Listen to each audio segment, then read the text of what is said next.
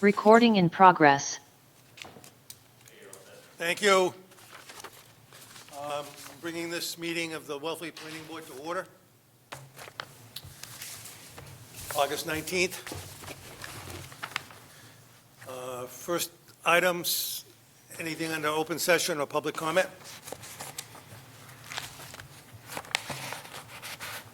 Anyone in, yes? I got, I'm looking over there to see if anyone's getting in. yeah, me too. It's just very pertinent. We hadn't had anybody complaining as far as shell fishermen about we hadn't had any complaints about people working in their yards. And I received a phone call from a shell fisherman this evening before the meeting, and apparently one of the neighbors where his gear yard is complaining. And I think he's been, Mr. Post has talked with him, but it would seem that the problem is coming to a head, so would encourage us to expedite things if possible. Okay. Any hands up from the audience? Not right now, no. Okay.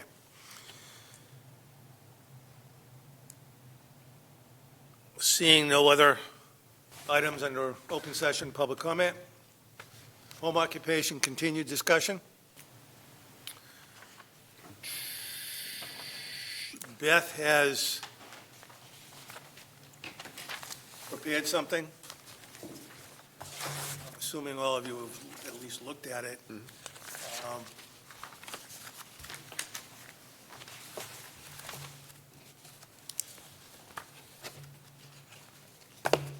I'm going to briefly, because I am aware that something went out to the shellfish community earlier this afternoon about this meeting tonight, which is fine, which is great. Any input is welcome. But anybody that's in the audience there, before we get into these home occupation, the home occupation that we're working on does include aquaculture.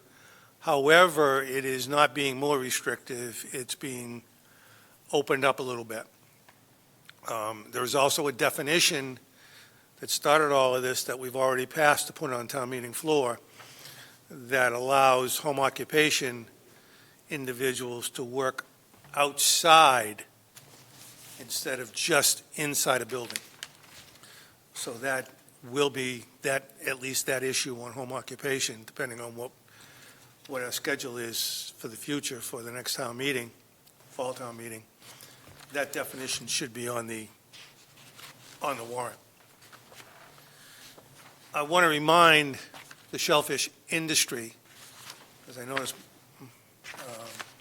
Chris is not there, but his wife is, that there is protection, a great deal of protection, as a matter of fact, since we are a farm community, that back when Mike DeVasco placed a petitioned article on town meeting floor regarding aquaculture, that aquaculture under the state regulations is farming. However, under state regulation, upland, as far as shell fishing is concerned, is only counted as area. All the grant areas that are leased or if they're on owned property that shellfish industry had, as far as the state was concerned, was not included in their acreage to be protected under the farm requirements. When Mike's petition passed as a charter amendment, it included the grant areas into the farming equation. So if I can do it real simply, if you have 2 acres of grant space, you are now protected with your grant and you are a farmer, and if you've got 2 acres, less than 5, each acre has to produce $1,000 in gross income. So if you've got 2 acres, you're protected, and you have to have a gross income of $2,000, you're protected. That protection means our zoning bylaws go by the wayside. The only thing you really have to abide by is your setbacks, your building heights, and building code. Other than that, you're pretty open as to what you can do. So if you've got a 1 acre grant and you happen to be on a 1 acre upland lot, you hit the 2 acres. So that is contrary to what the state says and really gives a very broad protection to, and I do not know the percentage, but it's a major number of the shellfish industry that is working in the town of Wellfleet.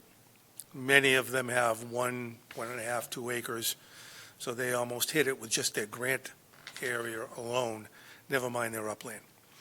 If, in fact, you have a 1 acre grant and you have a ½ acre of upland, you do not fall, unfortunately, under that protection. Therefore, you would fall under all of the home occupation zoning bylaws that we're working on. However, there is a good deal of latitude in the bylaws that we're looking at.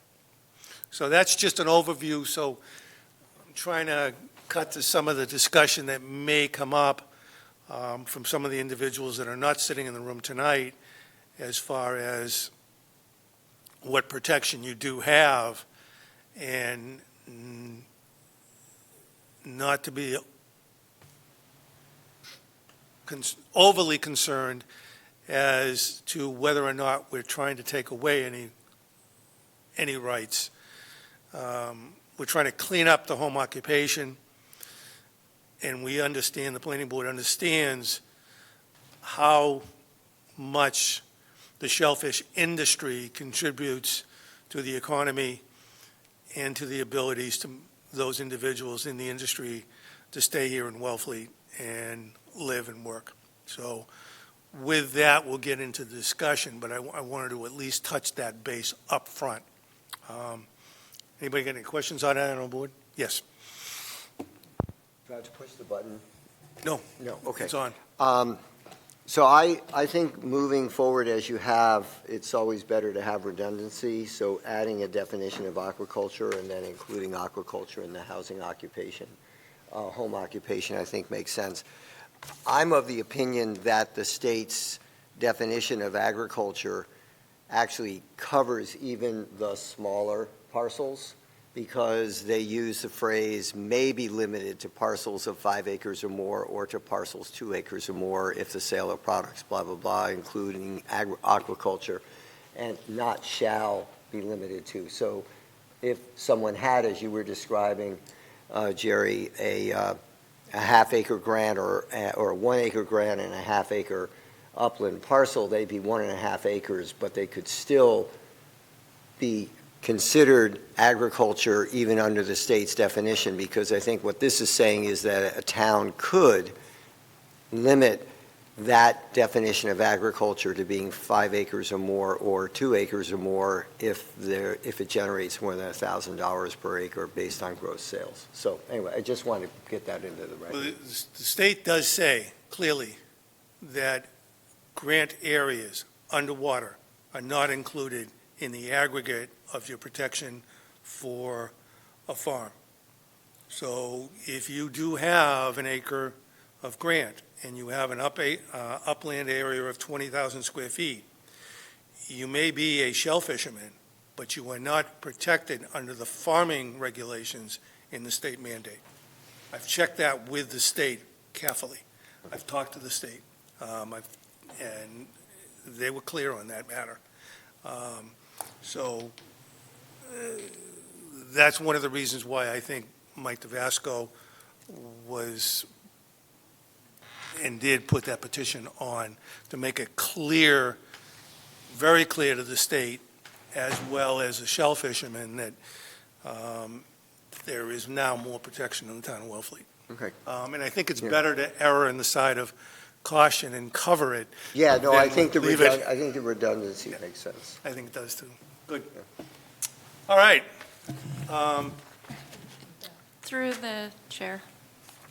Yes, I was going to turn it over to you anyway. All right, thank you. So I'm going to turn it over to you as well as whatever you wanted to say. I but think some what do of you do first? the definitions should Yes. change based on what is in your packet. So for example, the definition of aquaculture, I would suggest changing that to an activity related to the processing, harvesting, procurement, sale, or handling of fish, shellfish, or other water-related foodstuffs, or handling of farm-raised fish, shellfish, or other related foodstuffs or products. And I think that should probably be done throughout, so it's consistent. This is a right-to-farm town, so I think that's an important distinction. It's, I leave it to you. I have a raised hand if you want to start already. Mike DeVasco is, Wait a minute. I want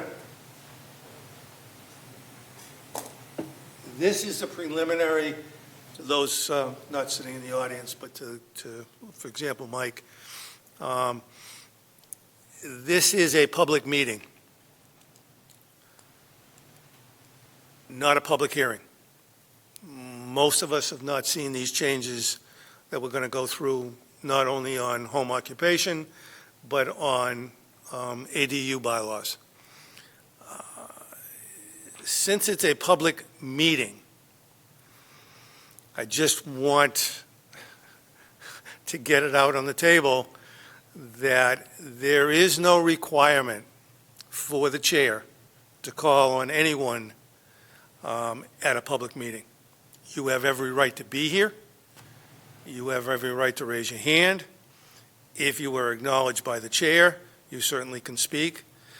But at this moment in time, I will try and keep those kind of comments as brief as possible so the planning board can get and dive into the bylaw itself. There will probably be another meeting before. If not, there would be a public hearing, at which point you are totally allowed to speak at that meeting and called on. So you will not go unheard, but I just want to make sure that you understand that this is a public meeting, not a public hearing. Okay? Yes. Bonnie? I just wanted to ask Beth to repeat or explain the fairly long clause that you wanted to add to the definition. Yes, so the reason for that is I did have a conversation with the shellfish constable, and she suggested this change based on the fact that farm-raised is different, and so she knows the distinction, so I thought that was a good thing to add in, but it's up to you all. That's where it came from, so that's it. What, could you read again? Yeah, I can read it again. Yeah. All right, Just yeah, so the addition, it so would after be, foodstuff products. yeah, after foodstuffs, or handling of farm-raised fish, shellfish, or other water-related foodstuffs or products. Okay, so she's basically asking for the word farm-raised and handling. If I may? Yes. Yeah, the redundancy is because as the edit in red is now, it could be perceived that that would just be wild-caught fish or shellfish or other water-related foodstuffs. So the added language would specifically also cover farm-raised fish and shellfish, so that absolutely every contingency is covered. Okay, but you could also, couldn't you also, after the word processing, comma, harvesting, and couldn't you put farm-raised in there? As well as farm-raised, harvesting as well as farm-raised? You could, yep. Okay.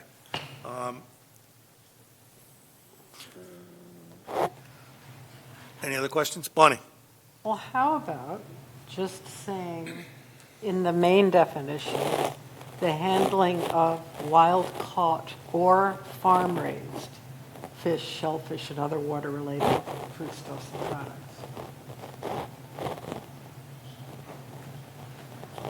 Excuse me, can anyone besides Al please speak as directly into the microphone as possible? Sorry.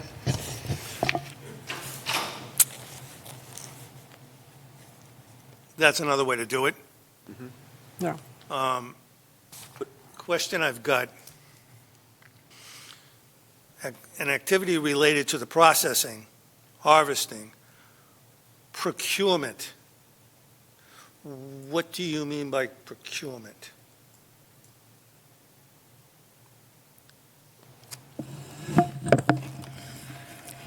This was the, based on our last meeting, thank you. Based on our last meeting, this was the definition of marine aquaculture. I took the marine out and put it in aquaculture, and then as we go forth. It's already there. Through the tables, you'll see that this is less restrictive, so that's why that's in there. It's just taken from the last definition. But aquaculture now is Where's the tables? less restrictive, based on all the stuff that's before you today, this evening. Yes.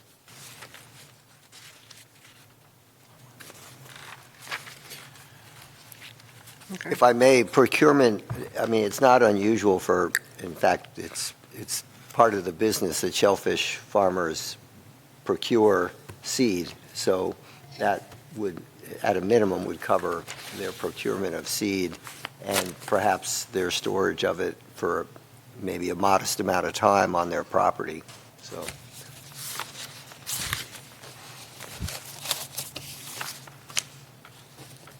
So Jerry, I think there's, sorry, through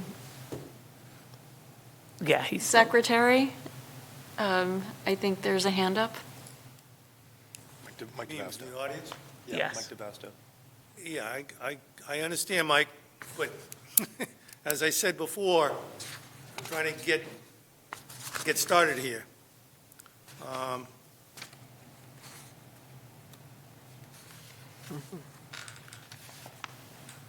Sale meaning, obviously, sale of oysters Shellfish. or shellfish. Could sale of shellfish be construed as sale to wholesalers and to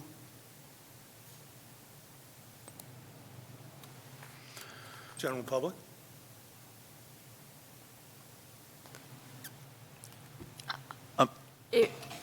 Yeah, if you want to define sale, then that's another issue, yep.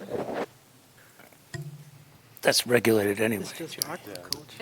It is. There's state Are regulations. you hung up with procurement? No, I'm not hung up on, I know the business well, you know. Yes, we procure seed. We get seed from hats, we get seed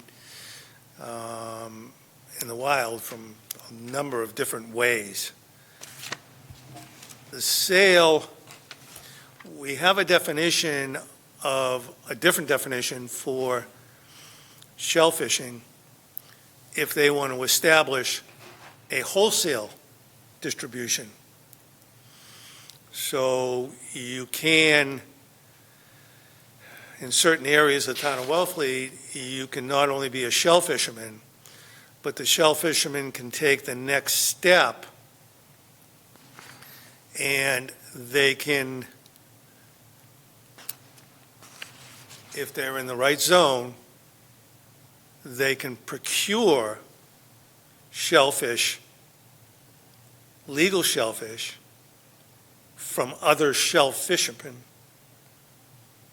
bring it to their property, have the appropriate state building,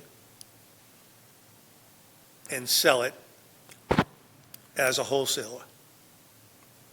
So you're now bringing in good-sized trucks, you're bringing in the general public. That's sort of a different story in allowing it into all of the districts in the town of Wellfleet. So procurement from a point of view that Bob mentioned, taking seed into the equations, that's an everyday situation. But sale begins to say, wait a minute, are we selling to the general public? Or all of a sudden, does that give them a right to sell if they get the right licenses, and have we opened up something? I'm bringing it up because most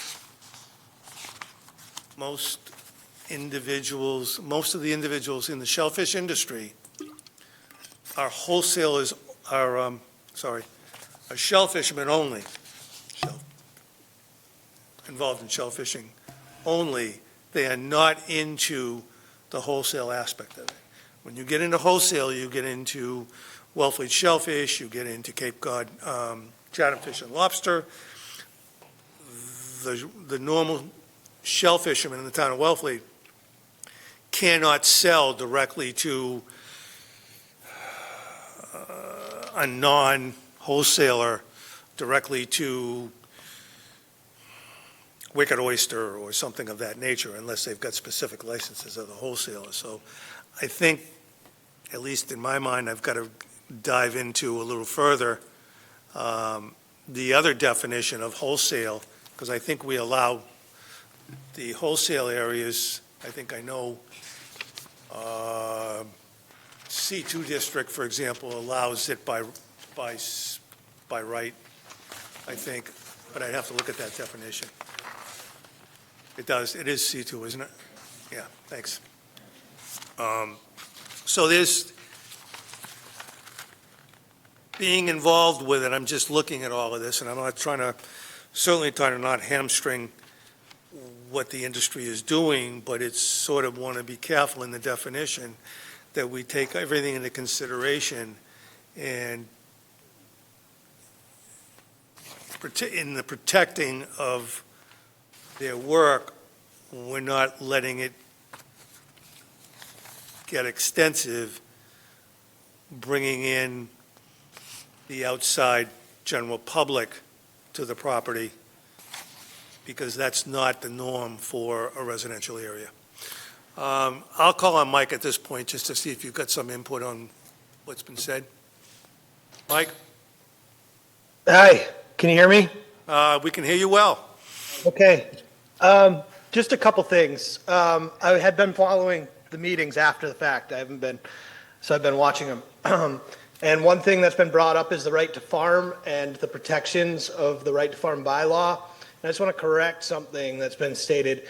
The right to farm bylaw is essentially a statement of values when it comes to a town general bylaw. And in that, it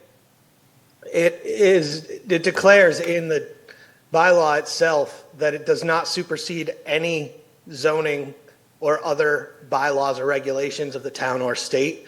So it doesn't offer the protection that I think Jerry thinks that offers with additional acreage being combined or anything like that. In order to qualify for the state right to farm, you need to have contiguous acres or acres that are abut waterway or divided by a waterway or road is the only reason that they're not contiguous. So I just want to make sure everybody understands that the right to farm bylaw does not extend any rights to to people who have smaller amounts of land-based agriculture. They're protected on their grants for whatever that may be, which isn't much because you can't really do any construction of anything out there, and there's no zoning out there really. But on land, it doesn't. And then the other thing that I want to point out is that currently, outside of the home occupation bylaw, is the family farm agriculture bylaw. This has been brought up. That bylaw exists only as a definition. So that is actually what offers aquaculturists the most protection, because under state law, and this is already there. So farm family agriculture in our definitions is agricultural products raised for home consumption or for sale, providing farming is secondary to the primary residential use. And then the state defines aquaculture as agriculture, as the production, cultivation, growing, and harvesting of any agricultural, aquacultural, floricultural, or horticultural commodities. And so essentially, we are, all aquaculturists are protected under our family farm definition, which is very unrestricted. There are no restrictions. There's no bylaw attached to that. The only restrictions are the definition as far as I know, and maybe Beth can opine on that. But I just wanted to point that out and see what the board has to say about that. Through the chair, can I speak to that? Yes. Thank you. So we haven't gotten there yet, but that is one of the it's not in the packet, but that is one of the suggestions I was going to make for changing that definition. I'm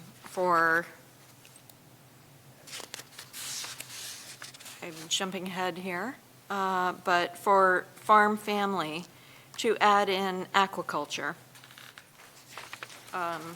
with the changes that I suggested, and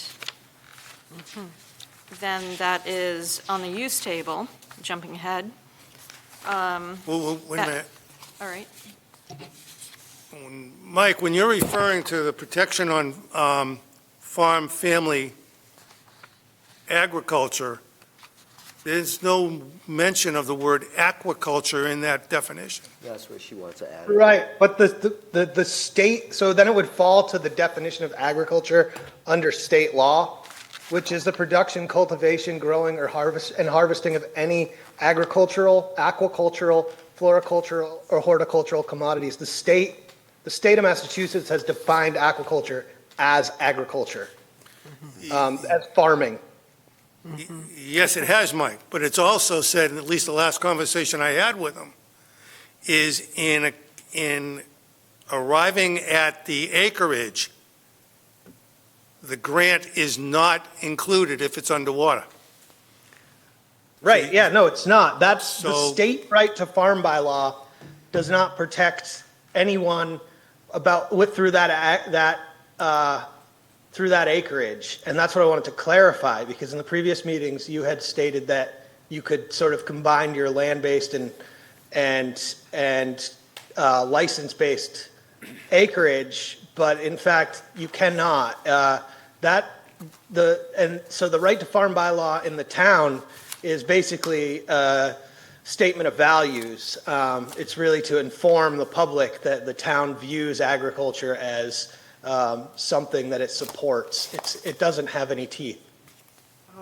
So the definition, though, in our zoning bylaws is separate, because a zoning bylaw definition of family farm agriculture is permitted in all districts. And I think that's what Beth was about to say, except for the commercial, I think. Through the chair? Yes. Yes.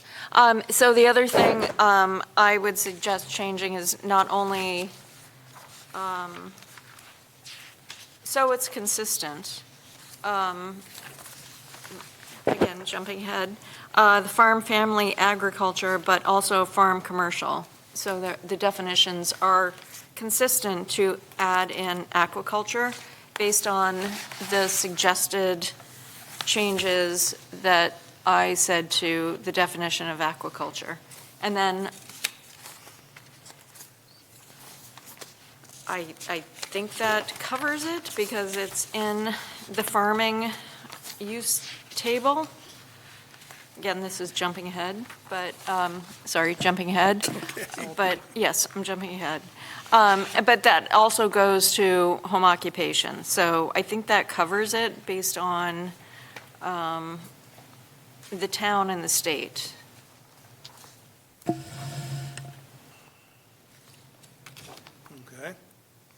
Mr. Chair, Yeah, but we have a Yes. hand up.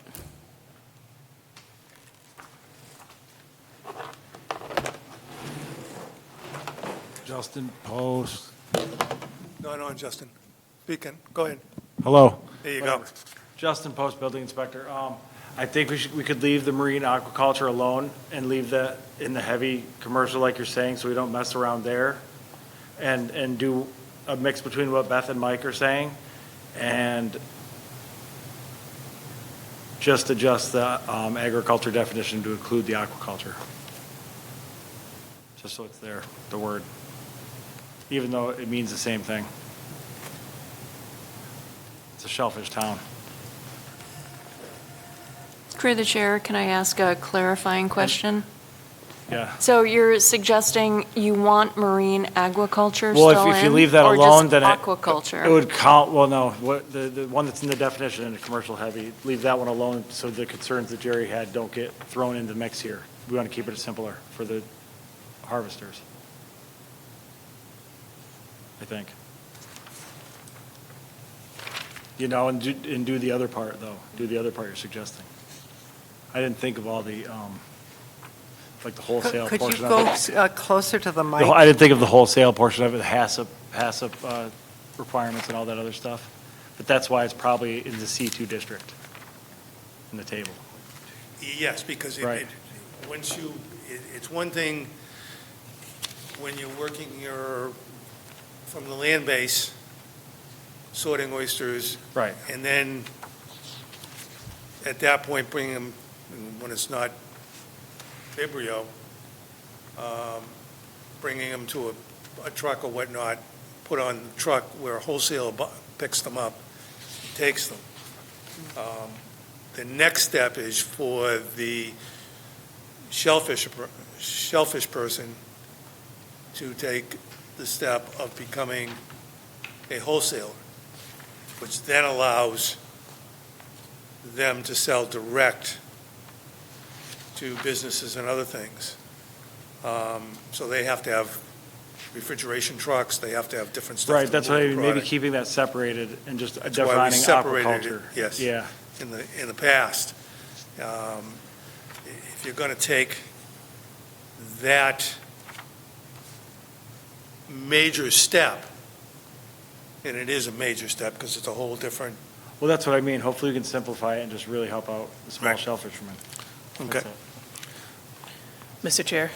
Yes. Mike has his hand up again. Yeah, I was going to ask Mike a question. Mike, in your definition on farming that you got passed, A, the word farm shall include any parcel or contiguous parcels of land or water bodies used for primary purpose of commercial aquaculture or accessory thereto. So you are saying, and differentiating from the state definition, where the state says that your wetland area grant is not included and cannot be included in the protection of your upland. That definition of farm says you can. But as you said, and I need a little clarity, I think it was your last paragraph, notwithstanding anything contained herein to the contrary, nothing in this bylaw shall supersede or exceed or any existing town or national seashore bylaws, rules, or regulations. It doesn't say anything about state regulations. So I think, at least the way I'm reading it initially, I'm not sure it's as clear as you believe it is without really studying it a heck of a lot more, but the way I interpret it, with the charter definition that you got passed, and with that exemption, you are, in fact, allowing that acreage that is now a body of water to be included in the definition of a farm. Yeah, I mean, that definition only exists in the town general bylaws, though it doesn't extend to the state protections of a right to farm to the town. And it doesn't further, it's subordinate to the existing regulations and bylaws. And that's standard language that's in that comes directly from the model right to farm bylaw from the state for municipalities to adopt, but it doesn't extend the state's right to farm protections. It's only that the declarations in that right to farm town general bylaw apply to the water-based area, but that doesn't extend the state's protections beyond what the state allows. So it's just two separate things. So there's the state right to farm bylaw, the state right to farm law, and then there's the municipal right to farm general bylaws that come from a model bylaw from the Mass Division of Agricultural Resources for municipalities. One has teeth, the state, that's being the state. The secondary one is defining farming in the town and notifying the residents and property owners of the town that the town supports agriculture. Essentially, that's all that right to farm bylaw does. But I did want to make one other point, Yes. if I could. There's a step between a wholesaler that is, an actual wholesaler of other products and a grower dealer, which is defined by the Mass Division of Marine Fisheries. And a grower dealer is someone who harvests, but they've put the resources into having a facility where they can then sell that product directly somewhere, but that doesn't mean that they can buy other people's products and sell it. If you're a grower dealer, that's sort of an in-between thing, and a lot of people are that, and I'm in the process of doing that as well. And there's people in the town that have done that for years through our already existing family farm definition, which says the production on the premises for sale. So, you can't retail outside of a farm stand or something like that, but you can carry product off from your farm to another place. So whether you're going to meet a truck or whether you're taking it to a restaurant shouldn't really make any difference, in my opinion, with the product that you raised. Like an artist who has a gallery on their property of stuff they produce, they can't sell other people's art there, right?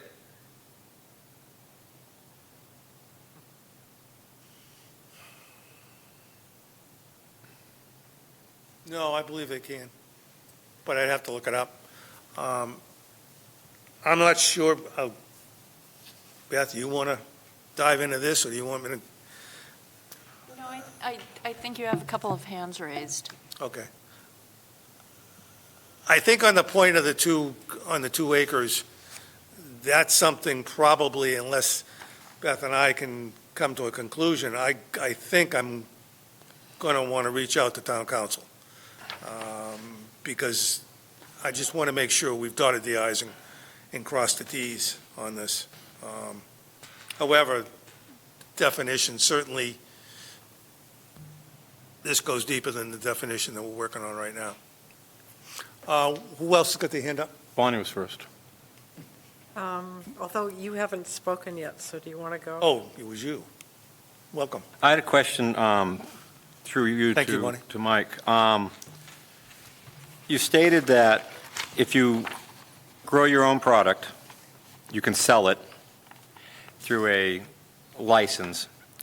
But wouldn't it make more sense if the town of Wellfleet allowed a small grower to buy from somebody else?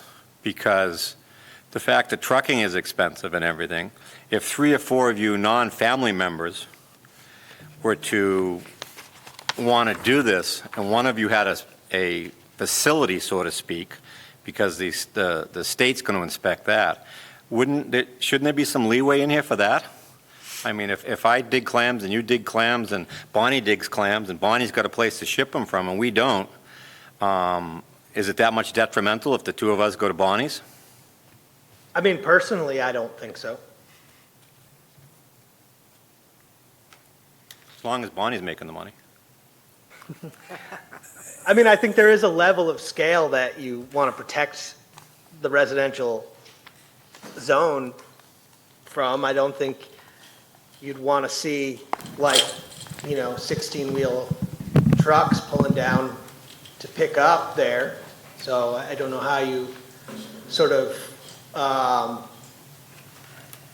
regulate that aspect of it, other than to say maybe, I don't know. I mean, I think that poses a question, right? But I don't think it's detrimental. And I think if you were to form some kind of cooperative or something like that, then you may be able to do it currently, but I'm not sure. May I, Jerry? Yes. Well, I mean, the reason I ask for it is, or question it is, sometimes people aren't available to fill their markets. And if other people can fill your markets where you're not here, or if you have a die-off or something, once you get a market, it's very difficult to hold on to it. So, I mean, do we really want to pin ourselves in the corner where we're all independent, which we try to be? That's just the nature of most of us. But I really think that at some point, we don't want the town, or we should see if the town is willing to let a small scale, back to what you said, we don't want 18-wheelers in the driveway. I mean, we can certainly look at a vehicle size or something so that it doesn't get out of control. But I mean, the other option is every person in this town, sooner or later, is going to want a facility. They're expensive. You have to have them inspected all the time. Mm-hmm. And it's just not worth it for some people. I mean, and if you can send your product up the street with half of the truck with somebody else's in it, and you split the fees, or even if you make money off of it, it's helping everybody. That's why I wonder where, I'm not looking for big business, don't get me that, but I'm just saying, I think the fishing community has been doing that for the most part, and we may be in a corner because our zoning doesn't allow it. Thank you. It's certainly happening throughout town right now. If I may, Yes. the state's definition of agriculture, which includes aquaculture, does allow for the harvest and of the primary crop raised on the land or the owner or lessee of 25% of such products for sale, and can include additional products sold or produced by others if 50% of that is produced by other Massachusetts-based agriculture or aquaculture. So the state definition already assumes that you're going to be bringing in other product from somebody else and selling it perhaps off of your farm, because you might not be able to meet the demand for sweet corn one day or something like that.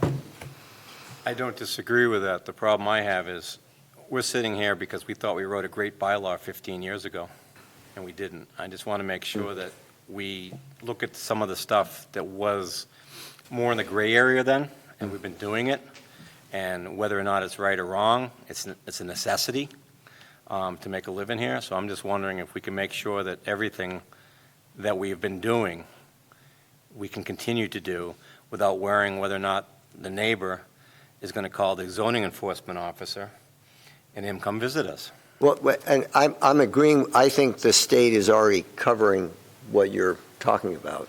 I disagree on one point, because there's a percentage in there. Mm-hmm. And depending on whether or not your farm has a die-off, which happens, Mm-hmm. and then somebody's counting and paying attention to this stuff, those numbers could be way off. You see, agriculture on the state level is for a 1 year, agriculture is for a one-year crop. When we actually got crop insurance from the federal government the first time, and they came to pay us, they forgot to pay us because they didn't understand that shellfish could be a 2, 3, or 4-year growth. So the federal government didn't even know it took 3 years for a clam to grow. That's why I'm hesitant to looking at that to make sure. I don't disagree that it's in there. What I'm stating is we just got to make sure that anybody who produces shellfish can trade, transfer, swap, sell, however you want to get it to your neighbor, even though it's not on his property, growing. Through the chair. Yes. I believe that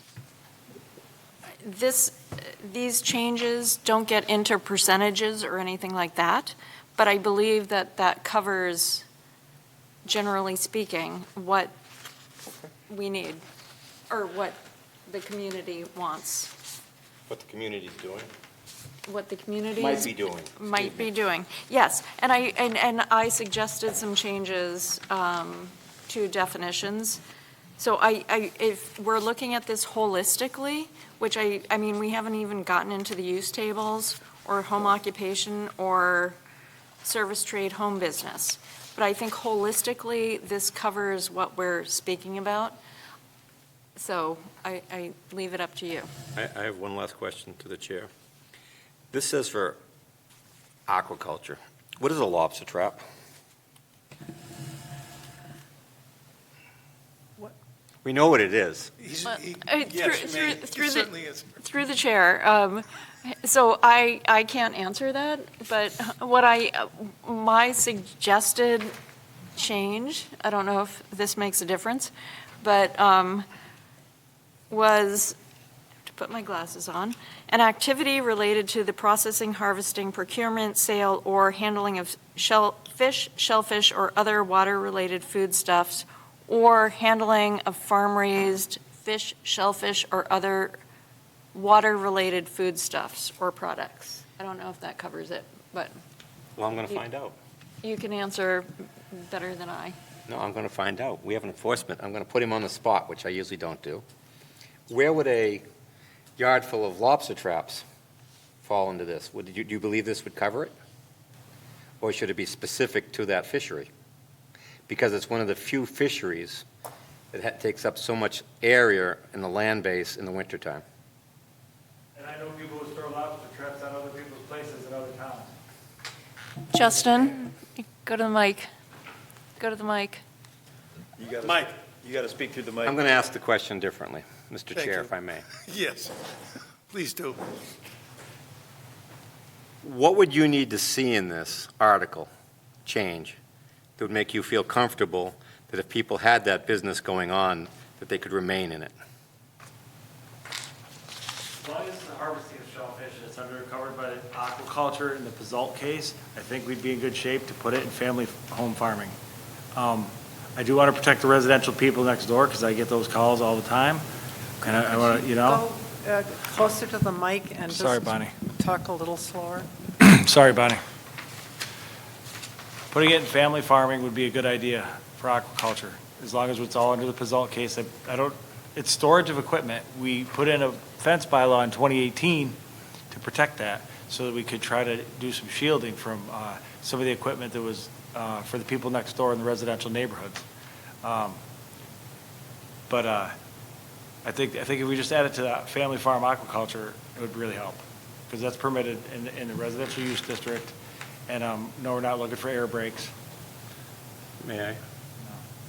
So if something was in there that stated storage of fishing gear, traps, Yeah, it I should. mean, traps of some sort, because under aquaculture, we consider it to be envelopes, we consider it to be racks, we consider it to be that type of stuff, I would believe. Rebar racks, yeah. Yes, so and that doesn't really come under an aquaculture thing, because we're not growing the lobsters. So that's why I'm asking if you would think that something should go in there to protect that part of the fishing industry too. Well, I think if Beth has included that definition, it's probably a good idea. I mean, I started in Provincetown, and I'm a washer short for dairy farms, but they do a tree out of those lobsters in the wintertime. You gotta get closer to the mic. They do Pull a it- tree out. Pull the chair closer. There you go. No, it's okay. So you believe that what Beth has added into this would cover that? I hope so, Alfred. Okay. Gotta- One second, I gotta come back to Bob's point with selling of farm-related and other people's product. That relates more to aquaculture than it does, our agriculture rather than aquaculture. Aquaculture has another layer in order to sell product like a farmer does with corn and everything else. They've got to be licensed by the environmental police. They've got to have records of who they sell it to, when it came in, the temperature, the whole 9 yards. So they can't just put it out on the side in a farm stand. They have to go through hoops, substantial hurdles to be able to do that. So there is a major difference between the two. But under the state's definition, aquaculture falls under agriculture. It may fall under it, but it doesn't mean it follows the same regulations. You have another layer that is on top of that, which is a lot more difficult. Bonnie? Yeah, well, I have a question about what Alfred raised. Yes. And because, I mean, let's actually look at some of the definitions, like for home occupation. So it says that home occupation-related materials or equipment, so now we're thinking of shell fishing, right? Shall not exceed 30% of the lot area for agriculture, shell fishing, and fishing home occupations, and shall not exceed 15% of the lot area for all other home occupations. So is that percent realistic in the winter when the grant holders have to bring the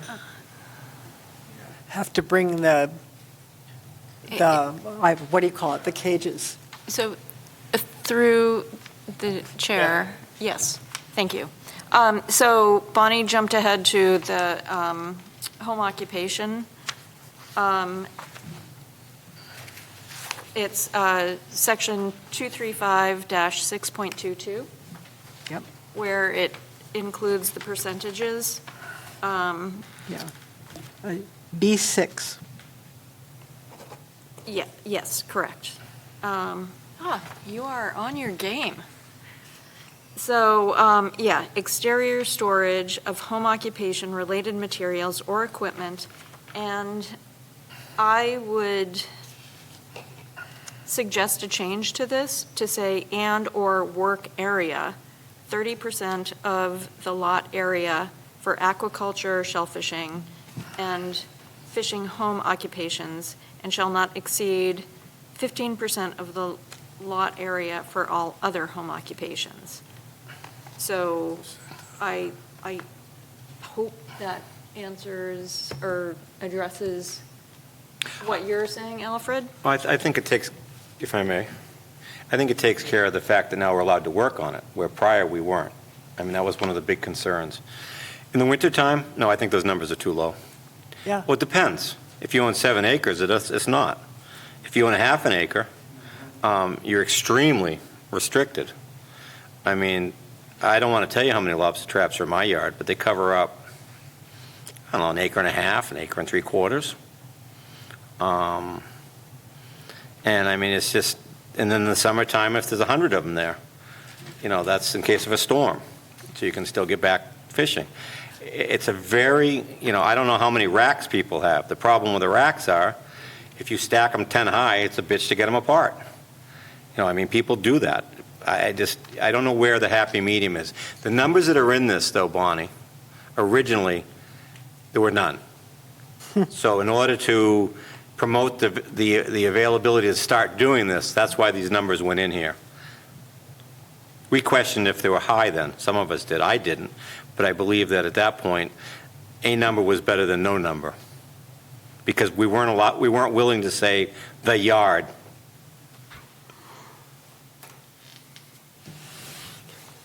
If I may ask. Yes. Beth, what was the suggestion that you made on this, that there was some language change? Yes, so my suggestion was for section 235-6.22B, subsection 6, to say exterior, or to read, exterior storage of home occupation-related materials or equipment and/or work area shall not exceed 30% of the lot area for aquaculture, shellfishing, and fishing home occupations, and shall not exceed 15% of the lot area for all other home occupations. So if I may, my concern about that is that you've now added in the work area in addition to the storage at the 30% limit. And so I'm thinking of Yeah. my neighbor who has a fairly sizable work area and then has an area that's storage. Yeah. And so that would, It's I additional. think, the work area, I think, should be left, not even mentioned. There shouldn't be any restriction on the work area. It's just, it's a storage, I think, is, in other words, if you add in, someone could argue that, well, they've got this big work area, and now they're storing a whole bunch of stuff over the off-season, and that now exceeds 30% of their parcel, or whatever that percentage might be.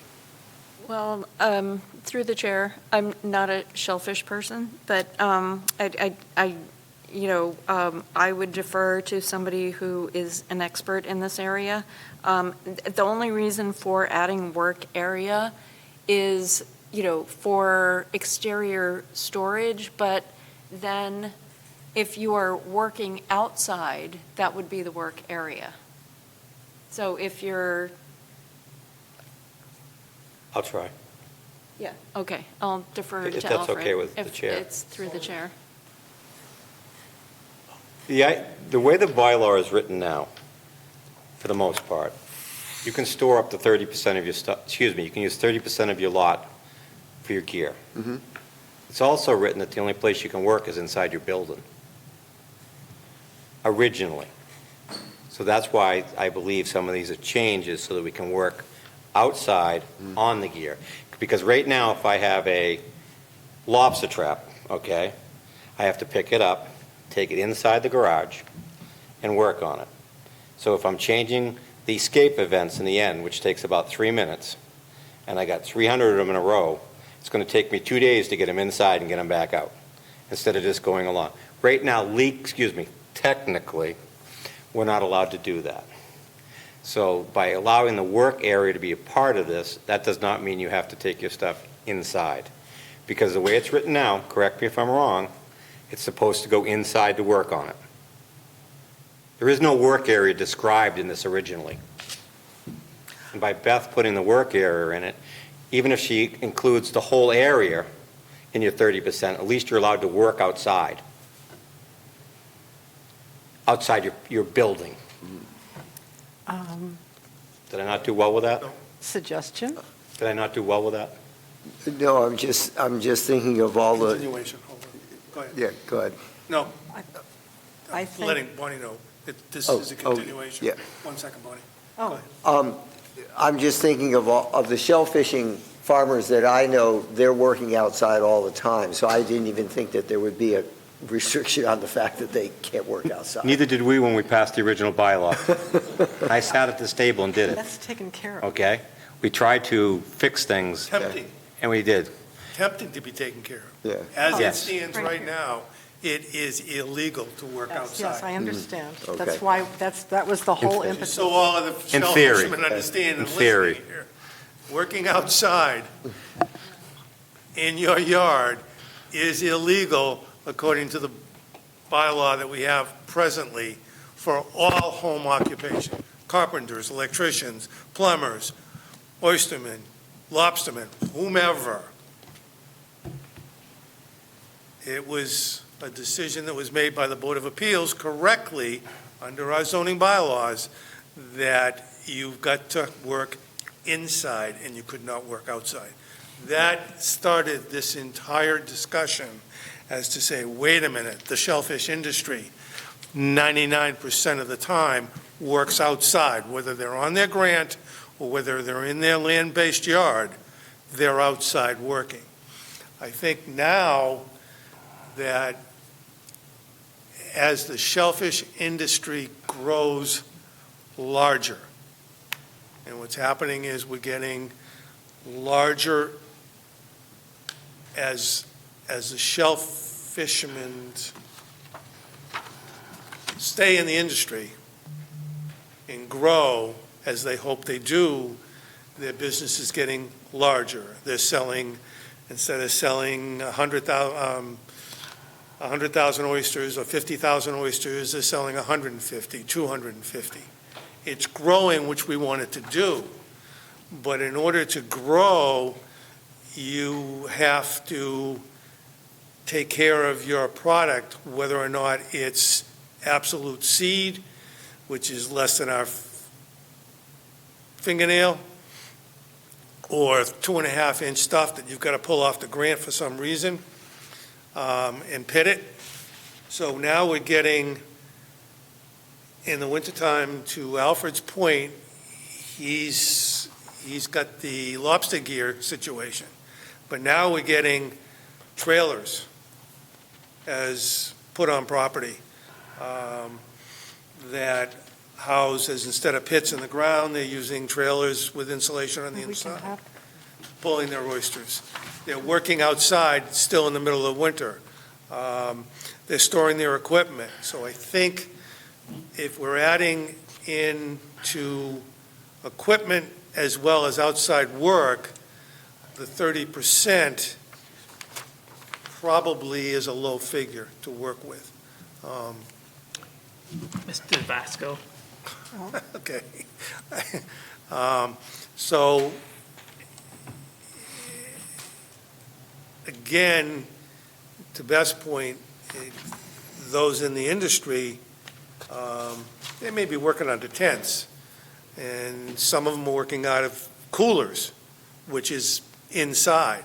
But you've got outside tumblers with water going constantly. You've got storage of whether or not they're racks, whether or not they're hats for collecting seed, whether or not they're metal cages. It takes a tremendous amount of room to store 100, 150 racks, then the bags, making up the bags, and everything else. So I think in reviewing this, I think we have to look at the areas that before was maybe 30% may have to be increased, but I mean, one simple way to do it would be to say if you could, you'd say between the months of, for example, and if there's shellfishermen out there that wants to correct me, please do, but supposedly, unless you secure your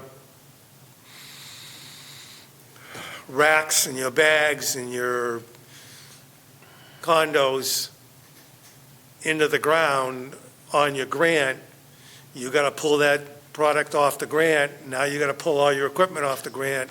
You can't store your equipment on the grant empty, you can only store it full. A lot more of this equipment is coming back to the base operation. So it is growing from year to year, and it's growing a lot since we passed this bylaw. And I could look at the date, but that bylaw was passed years ago. Bonnie? So my suggestion is to add to Beth's addition of and/or work area is to basically double the percent, or maybe put it up to 50%. You know, that if it's only 30% of the lot area, but that includes not only equipment, but the actual work area, then you need to increase the percent.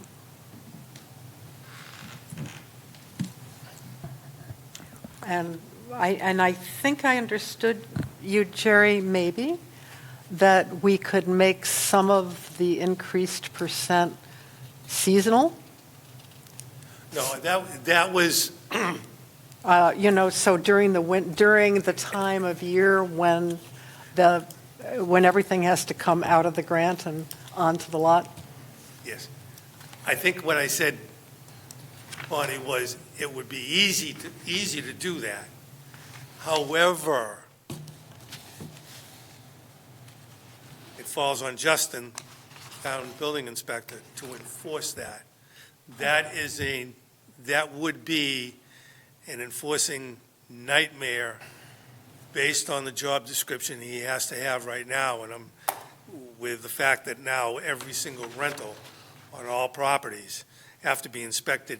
Justin, is it every year? I don't do the farming shelters. No, I'm not talking farming, I'm talking rental houses, Short-term rental. every year. So, every year, how many was it this year? 650 houses had to be inspected in the spring. That's when all of a sudden, he's going to then have to look at enforcement. So it is extremely difficult, easy to pass, difficult to enforce. Well, but, I'm sorry, but isn't 30% even more difficult to enforce?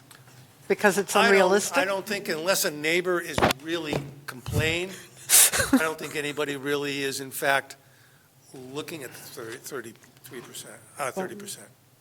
But he, We found out this, what happens in a case like this, when we bring something to the forefront to try and solve a problem, in fact, what happens is the rules and regulations pop to the surface. Yep. So this is not only a discussion involving the shellfish industry, it is a enlightenment for those that are not in the shellfish industry, that are neighbors to this property, as to what the rules and regulations are. That's unfortunate, but as an open meeting process, it has to come before the general public. I mean, they have every right to know what's going on. So it's a struggle between the two of them to try, and then for us to find a happy medium that we can get passed on town meeting floor. I think 60% on town meeting floor wouldn't have a chance in hell. Would not? No. I think somewhere between 30 and 50 probably might have a chance on town meeting floor. I think if there was a time element, for example, when Nancy says that some of that gear's got to be shellfish, Warden says that it's got to be out of there before January, I'm just saying January 1st because I'm not sure of the date, but I think it's January 1st, and shouldn't go back in the water until there's no date. There's an enforcement issue there that becomes more difficult. Mr. Chair, sorry, I still Yes, have a hand raised. Mike? And then I'll go to you. Okay. Yeah, just quickly, the home occupation, the problem's in the definition. And so wouldn't it just be the easiest thing to do to say, rather than say, either entirely within the dwelling, you would say either on the premises, within the dwelling, or within an accessory building? So just say on the premises. Then the only restriction is the storage. And then the other thing is just that I consider our farm operating not under the home occupation bylaw, but under the family farm. So I think it's important to distinguish those two things because they are distinguished in the zoning right now as two separate uses. And also that the family farm definition obviously has to happen outside because it's a farm. I mean, so beyond anything in the home occupation, shellfish fishermen are protected currently under the family farm definition, the way I read it, and I think that to be true. So I think it's important to clarify those two things. And to Alfred's point about lobster pots, the difference between farming and fishing is that the farming is also happening on that site. There's processing and not just gear storage. So the fishing is really a storage issue, but they do work on that site. So I think it's important that maybe it should say that maybe the title, if you change the definition of the family farm, should be family farm agriculture and fishing or something like that, or whatever. So it's clear that you're referring to fishing and farming. The family farm definition is strictly agriculture. But agriculture is aquaculture under state definition. We can't define it as differently unless we do that, and we haven't. So aquaculture, I mean, you can add aquaculture if you want to that definition, but the definition under state law settled by the Massachusetts Supreme Court is that aquaculture is farming, is agriculture. Through the chair. Yes. I do not disagree with Mr. DeVasto. That is why I had suggested changing the definition of family agriculture to read any parcel of land or a portion thereof used for the raising of agriculture or aquaculture, which is defined, in the proposed. Yep. Products for home consumption or sale, which use is secondary to the primary residential use of the property. I would suggest that that should also be added to farm commercial. And then, under the use table, it is, those two are permitted across the board. I would say that I think that dots the I and crosses Permitted the T. everywhere. Yeah, so if I may, Farm what I commercials can- what I wanted to say, and Allowed Mike, I'm going to concur with Mike, because it was what I was going to say. It seems to me that including aquaculture under a home occupation is a mistake in the first place, in the sense that it's agriculture, it's farming. And so therefore, even having it broken out under home occupation, it's an agricultural operation, and the state defines agriculture to include aquaculture, silviculture, horticulture, floriculture, and viviculture, so someone could have a winery out there too. So I don't see them as the same as carpentry or masonry or other, or someone doing, making clothing in their house or something like that. So it seems to me like having aquaculture covered under home occupation is maybe problematic in the first place, because it's agriculture. Don't we come back to the same problem if we take it out of home occupation and make it a farm? And a lot of the shell fishermen don't meet this area requirement for a farm. They no longer have the use of the upland property. Well, that's where That's what scares me. Well, that's what I raised earlier, and Beth, maybe it's asking the town council, because the definition about the exemption of agriculture is may be restricted to 2 acres or 1 acre if it's has a certain gross amount. The word may is used as opposed to shall. It doesn't necessarily require that you limit the size of the farm, or you make it you have a minimum size. So because State regulation, as far as I know, is very specific on farm. yeah, If you've got less than 2 acres, you're not a farm. You're not protected under their state protection if you've got less than 2 acres. Matter of fact, it states basically by right, you've got to have 5 acres. But they've given an exemption to say that if you have 2 or more acres and you earn $1,000 per acre on each one of those second, third, fourth acreage, you're okay and you're still protected as a farm. well, and that's why I suggested maybe we talk to town council, because it says, except that all such activities may be limited to parcels of 5 acres or more, or to the 2 acres as you described with the $1,000 gross. And the fact that it doesn't use the word shall suggests to me that you could choose as a community to say, okay, we can make it smaller. Well, that's why I said I think town council has got to weigh on these particular issues, certainly. Jerry? Yes. The problem I have is we need to solve that for one reason. If you start a shellfish grant, if you apply for a shellfish grant, usually it's only 1 acre. Okay? So you're not, and if you only have 3/4 of an acre for your home, and you, in theory, combine that as your farm, you don't get to the 2. So we have to make, I understand there's the wording in that. Yeah. But that's been a concern I've had since we looked at this, because some people don't even need an acre.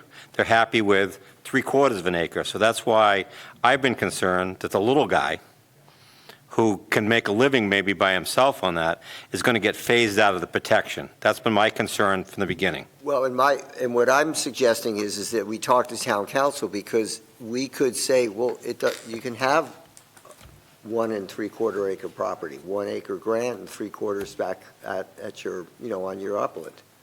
I question as soon as you have a shellfish grant, if that should entitle you to be it, period. Well, and that's that's what the I'm way I saying, is that's what I'm saying. We could make that distinction here in this town, because it's saying may be limited to parcels of 5 acres or more, or to parcels 2 acres or more, but it's saying may, as opposed to shall have at least 5 acres or 2 acres. Because once you, if I may, Jerry, Go ahead. because once you get a shellfish grant, at that point, the shellfish constable makes sure you meet minimum productivity. So it's not like you got a piece of land that you got a tax number you can throw, that you have to do something. Wellfleet has decided that we weren't going to allow that, fortunately, so the acreages we have get used. So back to my original thing is, some people have small areas and they need to have the same protection, if not more. I totally agree with you. I think we should ask town council if we have the leeway to just go less than what this. I do think Beth has caught most of this, but I question the lobster traps. Well, couldn't we just I realize add this is the the word first lobster draft. traps? Well, Huh? Couldn't we just add the word lobster traps? But if I may- Beth has drafted this, and I think she's done, maybe she has a way she'd like to draft it into it. Oh, no, I'm not going to speak for Beth. She can certainly speak possible. for herself, but I think she's wide open. This was the first stab. This was an excellent stab. But I think from clarity, if the planning board feels, with the input given, that we need to add that simple wording, it doesn't hurt. It doesn't even need to be specific. No, It could right. Just fishing gear. Yes, because we have conch trap, I do not, but there are conch traps, there are Just a- black sea bass traps. A boat. Fishing gear. Fishing gear itself, but I mean, there is specific gear that goes with specific licenses that can be in the water specific times. That's why I'm concerned a little bit of putting dates on stuff, because the zoning bylaw with a date that doesn't coincide to what the shellfish department may do, that could be worse than nothing. I mean, take that in consideration. If we decide on a date and for some reason they change something, they may be in violation of one law or the other. And that's why usually when you do something in the town now, you don't date stuff, we leave lines so you don't have to go back for all of it. The easy way doesn't always work. No. Mr. Chair. Yes. What? Mr. DeVasto. Yes, Mike? On you, but I've done a lot of research on this, and the state right to farm bylaw, which defines that minimum acreage, is to qualify for the state right to farm law, which means that towns can't restrict you from having a farm if you have that much acreage, right? The town can't zone you out of it. But our farm family agriculture is a town bylaw, even though it's only in the use table and definition, that allows the use, and it doesn't restrict the parcel. So our zoning already allows farming on smaller acres, and pretty much it's any parcel, because it's not restricted in our zoning. So there's the state, and then there's what we're allowing currently under our zoning, which is farm family agriculture, which is on any parcel. It doesn't restrict the size of the parcel. That doesn't mean that we qualify for the state protections. We qualify only for the protections granted to us by our use table and by the definition of farm family agriculture. So I support what Beth's doing, and I think if we do that, then we are all protected on no matter what parcel you have, because our zoning allows for it. And so I think if Beth can clarify that, or if not now, then before the next meeting, that would be great. Through the chair. So we can be more restrictive, not less. So we cannot be less restrictive than the state. But I will defer to the planning board, but I don't know if we want to put acreage in there. If you all want to, we can, but I think this speaks for itself. Bob? So I think, I would not put acreage in. I think, I'm not advocating that. I'm thinking that we just, but I really think it's important to get aquaculture and, fishing, lobster traps out of home occupation, because I'm reading through this and, now I'm thinking of the 2 shellfish farms that I'm very familiar with. No more than 2 non-family members shall be employed. I know both of them have had more than that. That no exterior storage is permitted unless screened from abutters with stockade-type fence 6 feet in high and from the road. I know any number of shellfish operations that wouldn't meet that either. So I think we shouldn't be considering aquaculture as a home occupation to begin with. It's agriculture. Well, the fencing aspect is only if a neighbor complains. And then it's by requirement that if a neighbor does complain, they've got to fence it off. Is that true? It's only if a neighbor complains? Generally speaking, yes. But it's in the requirements and It's in standards. the requirements, and basically it's not being enforced until a neighbor complains, and if a neighbor complains, to protect the individual, all right, you've had an open situation, the fence that you have in the back between you and the back neighbor is fine, but your next door neighbor to the side or to the front is complaining every time they have to drive by, and now it's time to put up the fence. If you're going to start allowing more than 30% of that yard as exposed gear, I think the town of Wellfleet town meeting is going to want to seek some kind of protection to the rest of that neighborhood who has to go by it every single day to say, okay, fine, I'll put up with the aquaculture, I'll put up with the farm, but I want some protection and I have to look at it every single day. So I think that's the reason why it was in there, and actually, I think did we do it, or did Mike do it? Mike's here. Did Mike insert that when we were working with his bylaw? But I know the fence came in at that time when we were working on that home occupation. Yes, Mike? That wound up being your language, Jerry. And That was it our says language? if necessary. It says if necessary must be maybe fenced or something like that. Thank you. It also had to do with trees in the beginning, because I think one of the ones that was a conflict, they planted a couple trees, and the conflict went away. Yes. Okay. Bob? We said that equipment, as noted in subsection B9 and 10, is exempt from screening, as well as any boats, vehicles, trailers, Can't or hear you. accessory I'm sorry. If you look at section 5, B5, it talks about exterior storage of home occupation-related materials. The third sentence says, however, equipment as noted in subsection B9 and 10 is exempt from screening, as well as any boats, vehicles, trailers, or accessory structures.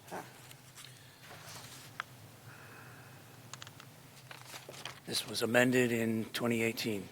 Yes, that's when we did this. I was having the same thought that might be if we were concerned about screening specifically of aquaculture gear, that would be a good place to make that addition. Right, I can see the boats, the trailers, because they're going in and out quite often. Now you got to have gates large enough, but I think that also could be tweaked, possibly tweaked to say on equipment and work areas, if necessary, would need to be fenced. Yes, Bonnie? So I want to speak to Bob's point because I think that there are some smaller independent shellfishers who have equipment at home, but, I mean, so what is the situation of the people who do wild picking, but really do it as, I mean, I actually know somebody who's in this situation, so who does wild picking and then, sells product to one of the oyster companies. That's a completely different But scenario. isn't that like a home occupation? Like No. that person still needs some equipment, still needs something in the yard, Uh, you know? We don't, is someone in the audience just doing picking by any chance? Did you see a hand go up? No. Damn. Picking is a different, I don't mean this, is a different animal. If you've got a commercial license and you're picking in the wild, 9 times out of 10, you don't have a tumbler. Uh-huh, You know what a tumbler is? yeah, Okay. You don't have a tumbler. You don't have a cooler. You go out, you pick the grant, you count out your oysters, bag them in the 100 count right then and there, because most of the time they're under the Vibrio. They would then drive over to the nearest location where the pickup trucks are that Shellfish is designated as pickup areas, and drop it off. yeah, It doesn't go back because they don't have the ability. A wild picker picks the 3-inch legal oysters or the 2.5. They're not allowed to touch anything else. So they don't have to sue it. They have to do it right on the grant. yeah. That's why I wish one of them were here, because they're more, we're not invested in that kind of thing. But that's all done on the grant, 100%. So they can only pick 3.5 or 2.5-inch oysters petites or 3-inch and above. They put it in their bags or whatever arrangement they have with the wholesaler, and it goes directly to the wholesaler within a very short period of time. The only equipment that goes back is their equipment they take to either scratch for clams or bags for the oysters or things of that nature with a knife. They're not bringing back when the shell fisherman is working off a land base and he's got a grant, and he's bringing back 5,000, 7,000, 10,000 oysters of all sizes to run through their machines, regrade, rebag, and then take them back to the grant and dump them on the grant to grow. So it's a whole different environment for those individuals. Okay, Yes.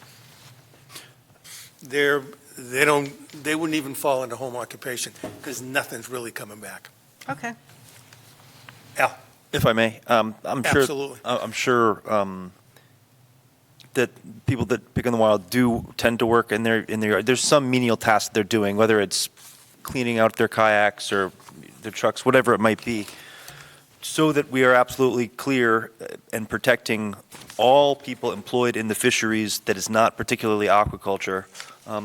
I just don't see any language in the proposed changes or the use charts or in the existing language that really offers people like lobstermen, people that do boat-based fishing, the same sort of protections that we're giving to people participating in the aquaculture industry or the service trade industries or other home occupations.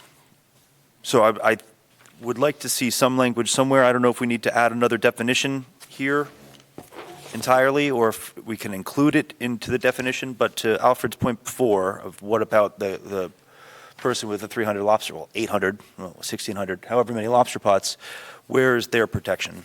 I don't think it belongs in aquaculture. It's not, but we do need to protect them. Jerry? Yes. I didn't take in consideration the wild fishery, and I've been sitting here for a long time. I mean, a wild fishery is not allowed to take stuff to a grant. They pick it, they take it home. Usually they got a beater truck that goes home with them. They're not pretty, neither is mine. And that's what they store the stuff in. There's no protection in any of this. See, that's why this is great that we're having this discussion. It's great that we get somebody else on the board who's asking the questions, because sometimes we just get lumped into, we put the blinders on, we try to get everything fixed. It doesn't happen. So we really need to look at the wild picker who's not going to be protected under anything so far that we've done. I mean, I don't think that it's a hard fix, but I don't think we've ever discussed it. And I think that they would fall into the same category that anybody employed in the fisheries, like a lobsterman would be. But I don't see that language anywhere here. Any employee who doesn't have a grant is where they're getting mixed out of. Right.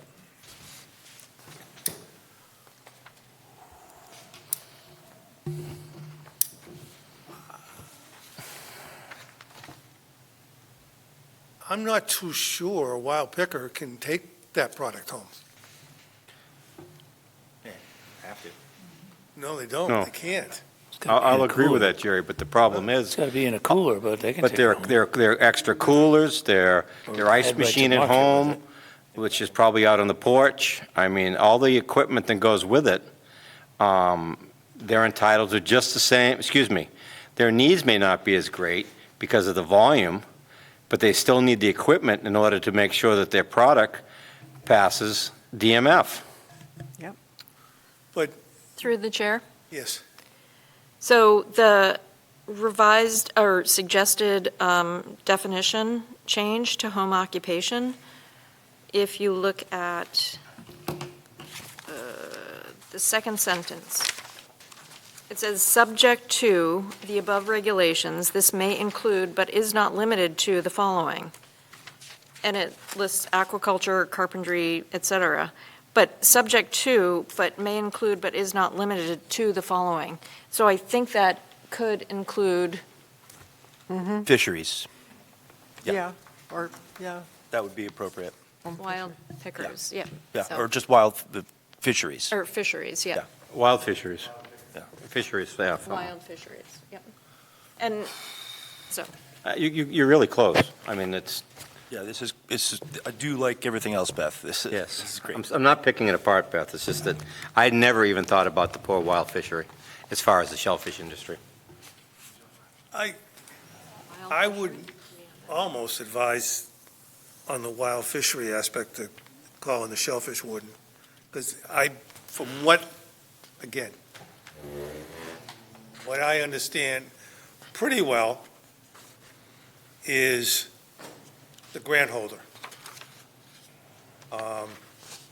Doing it for almost 25 years with Matt. The wild picking is a completely different story. But from what I understand with wild picking, they don't have a grant. They're picking in the wild, picking on basically town property. Whatever they pick must immediately be number one, legal, and number two, go to wholesaler to be sold, especially in the Vibrio season. They can't bring that home, sort it, clean it, because there's no place to return it to rejuvenate the product. If a farmer during Vibrio takes product off, takes it home, sorts it, grades it, he can't sell that, or he or she cannot sell that unless they're in they've got it iced in the whole 9 yards. It's got to go back on the grant for 2 weeks. That's not the case with a wild picker. They got to, okay, good. We got somebody that knows a hell of a lot more than I do on it. So that's one of my problems with it. Yes. To the mic. Please identify, because I'm sorry, I don't know the name. I'm Blake Olson. Okay? And I could be wrong about this, but I see that the town wild limits are volume-based. They're not like based on a number. Usually you can pick 1 bushel or 5 bushels. And I'm not sure about the rules about this, but outside of Vibrio, I think it's somewhat common to pick your limit volume-wise and then take it to your house and count them on the way to deliver them. Yes, I believe that's the case. Yeah. But they've got to get rid of that product immediately unless they've got refrigeration. Right. You can't go back to the grant, so if they have it out of water too long. But you could be working at your house while But you counting. could work with your house in it, so if that's the case, would that fall under farming, or would it fall under home occupation? It's home occupation. I think so. So I think that's sort of where we're going, is do we do part of this under farming and do part of it under home occupation, or do we just try and cover the wild fish industry and call them a farmer and I don't know protect what you them should under do. that I way? do feel like people fishing in the wild may be counting oysters or doing some small amounts of work at home. And farming. Not really farming, more wild harvesting. Well, we got to call them one thing or the other. We either got to call them home occupation or farmers. Take it home, so. Through the chair, I But it's good. believe the way this is written, it covers both. Yeah, I think. So long as they're covered both, So, I mean, we could add wild fishery to I wouldn't hurt. home occupation. Yeah, that would be great. Why I don't think we add that's- that? Okay. I think All right. that's I think something, that covers if we cover that, both. Yeah. sort of, It makes the gray area smaller. That cover the lobster. Yeah. exactly. Yeah, and it covers a lot more. I think that's what we're trying, this board is trying to protect the shellfish industry, not take away your rights. That's what we're trying to do. Through the chair, Yes, it's also trying to protect trade businesses. as well. Yes, not just shellfishing. Well, no, granted, but it's, I think we've covered well the plumbers, electricians, and everybody else. They're not taking, I don't know if we want to do one set of guidelines. If you're a plumber, electrician, say you can only cover 30, well, we did. We've already done that in one sense. 15%. 15%. But if you're in the shellfish industry or a farmer, you can cover 30 or 40 or 45%. We've already got it in there as two different tiers, right? In the present zoning, I don't know whether I don't think you've changed it.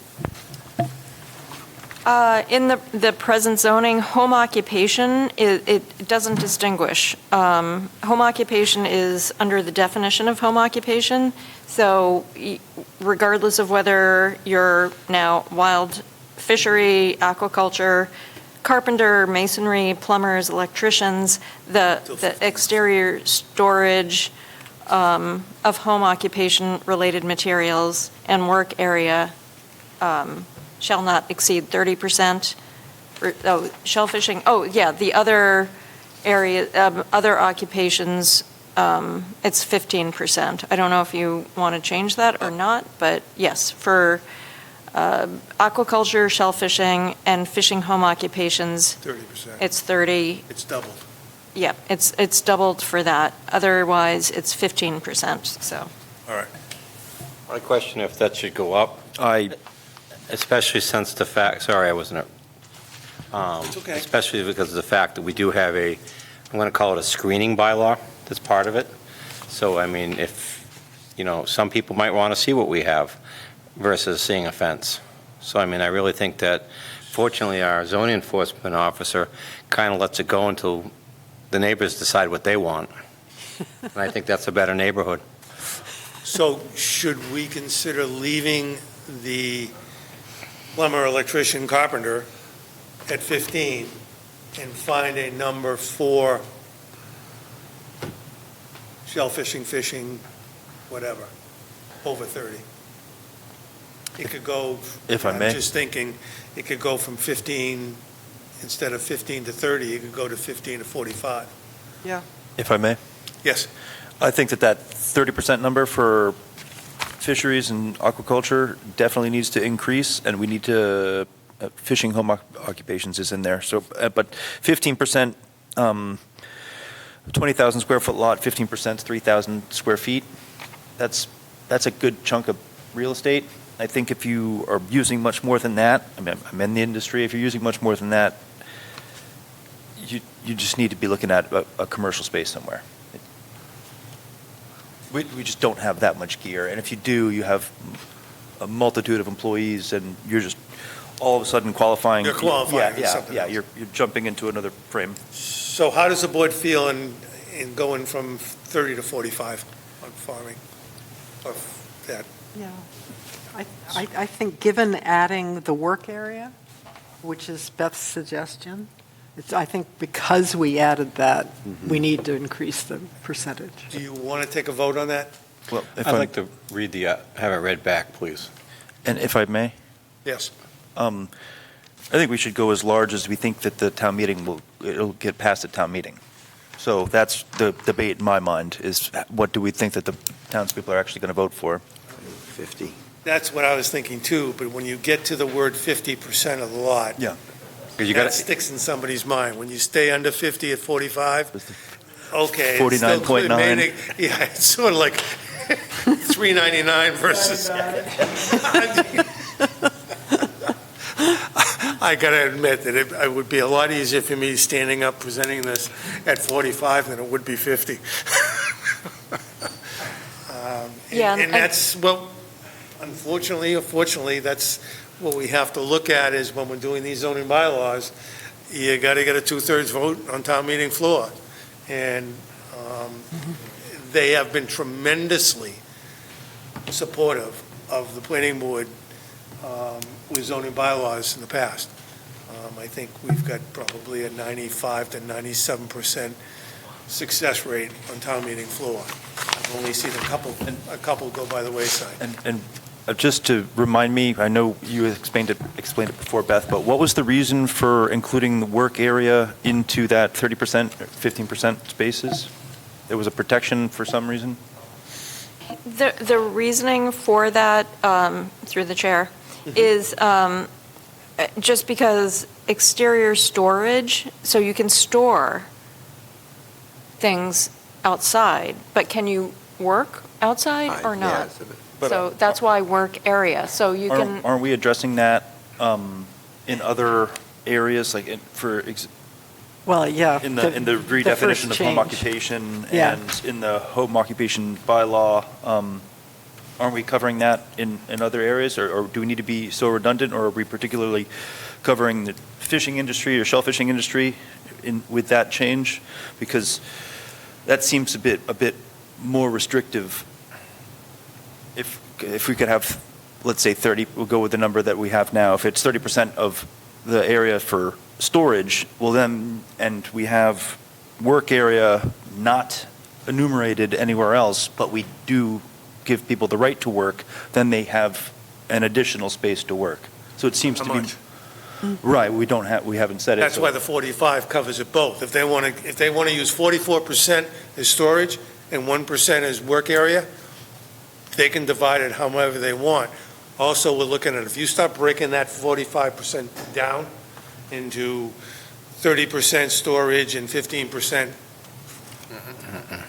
work area, and then the neighbor complains, and he's got to go out and say, okay, he starts measuring, where if he So- says it's 45%, I don't care how you use it, don't go over the 45%. Well, also I can, and this would come down to the enforcement agent. It might not always be somebody as helpful as Mr. Post is. But, so say you had 30-foot by 40-foot square, stockade fenced in, where you're storing and you're working. And just for this example's case, the lot, that is maxed out, the 30%. If you have a gate at one end and a gate at the other to get a trailer through, is that driveway through that going to be considered part of the storage space or part of the workspace, or does it go to the 30% at all? So a very lenient enforcement agent would not consider that and would do the extra measuring required to exclude that from the calculation.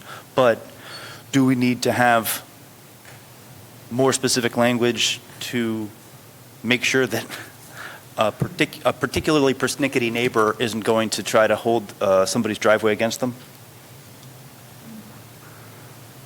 I think, again, as somebody that's got the equipment, I think that if you use a broad stroke, let's just say 45%, whether or not you want to use that for trailer parkage,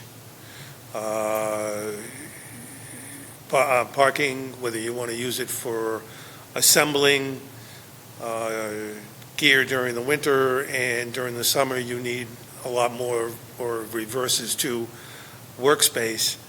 It gives the ability of the individual to do it as he pleases. I think your 45%, if you're driving your vehicle in and into that area, the driveway is included.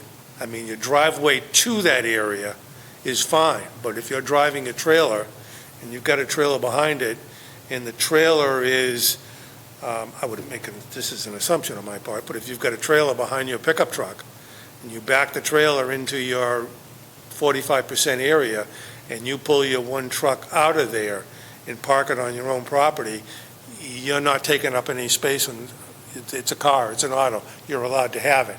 Your trailer is now inside, that's part of your equipment, that's part of your lot coverage, it's not a problem.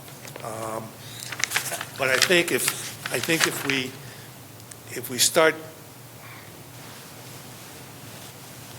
narrowing down areas, for example, work areas and storage areas, it becomes more difficult as an enforcing situation, whereas if we leave it open, it's much easier for the building inspector, as well as fencing, for the neighbors to say, hey, if they make a complaint, building inspector goes out, I don't have to say, okay, your assembly area is only 15%, and you're at 17%, and your storage area is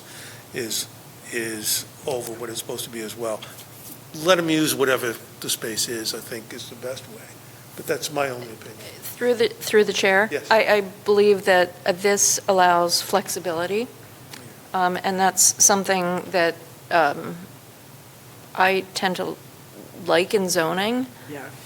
If you get too specific, enforcement can be an issue, but this allows some flexibility within the bounds of what is written. May I? Mr. Chair. Okay. Sorry. No, go ahead. I have a hand raised if you want it. Who is it?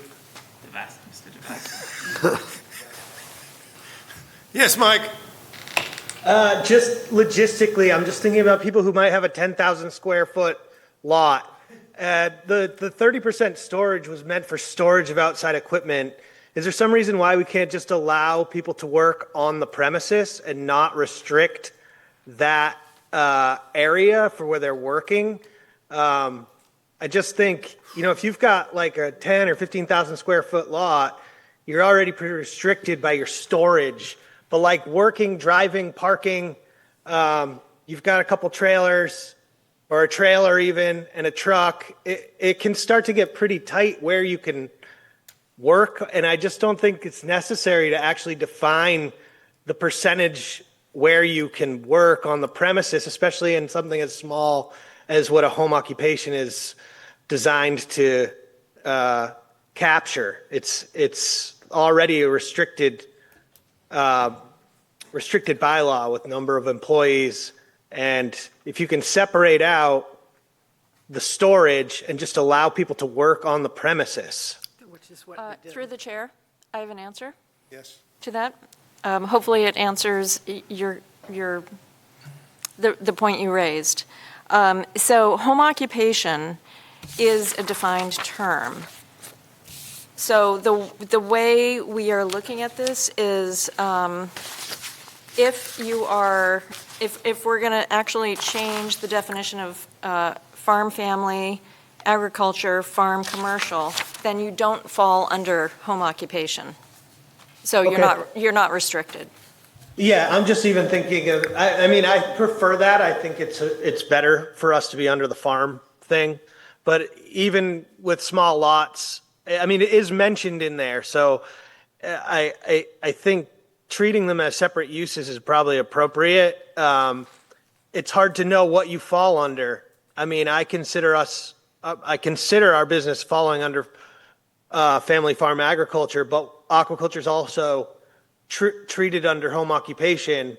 And so then it becomes up to the zoning officer or how you sort of define your business as to what you fall under. And I think it's better for agriculture to fall under there. But so let's say fishing, if you're defining storage rather than where people are working, like Alfred was saying, sometimes he has to lay out however many traps in the yard. Why limit the premises? It's only going to be doing that for however long, for a lobster run or something like that, to the storage area.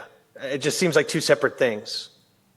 So if I may, I totally agree with what you just said, Beth, which is why and following up on what Mike just said and what we mentioned earlier, I don't even know why we would have this bring up aquaculture and shellfishing in this storage thing here, because it's not a home occupation. So through the chair, if it's a wild fishery or maybe a smaller operation, then it Yeah, so then maybe. would fall under, Yeah. this covers some smaller Okay, operations, if I it's think. clear to then, so that our building inspector isn't being pestered by somebody who's saying, hey, that aquaculture guy next to me is like not following the home occupation, and then he has to go out and say, well, they're really not a home occupation, they're a farm. So maybe there needs to be something specific, because you have aquaculture in here, and we've got them listed under farm family or family farm, so, I don't know. Through the chair, that's where aquaculture appears as a home occupation. Through the chair, Justin, can you go to the mic? Thank you. Through the chair, that's where the word aquaculture was one of the only places that appeared in the bylaw, was under home occupation. Yeah. So I think that's why it was being addressed there. But totally, I agree, it's a farming situation. So how do you feel that if we put wild,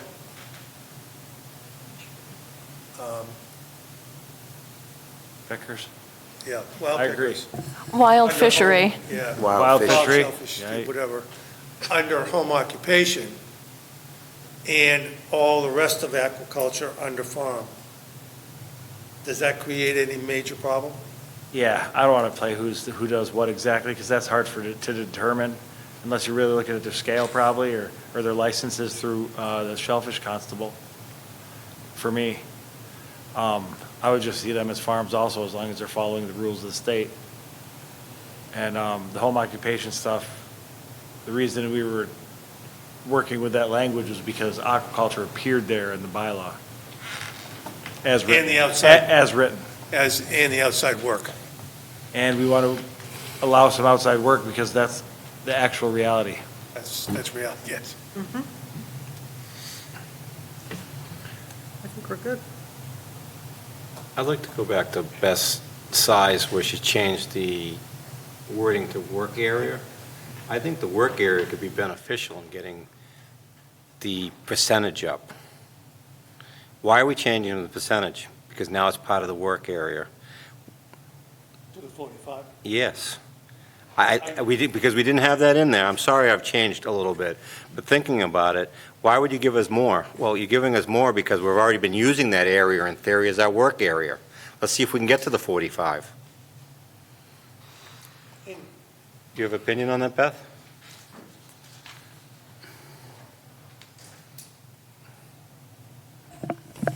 So I want to make sure I understand your point. I think 30% is good. Good for storage?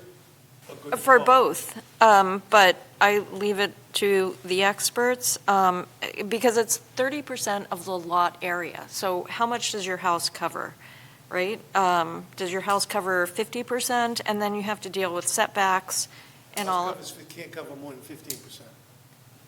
Any buildings cannot So- cover more than 15%. I mean, We can't use 85% of our lot, let's be honest. Well, there's another question in there that we're not enforcing.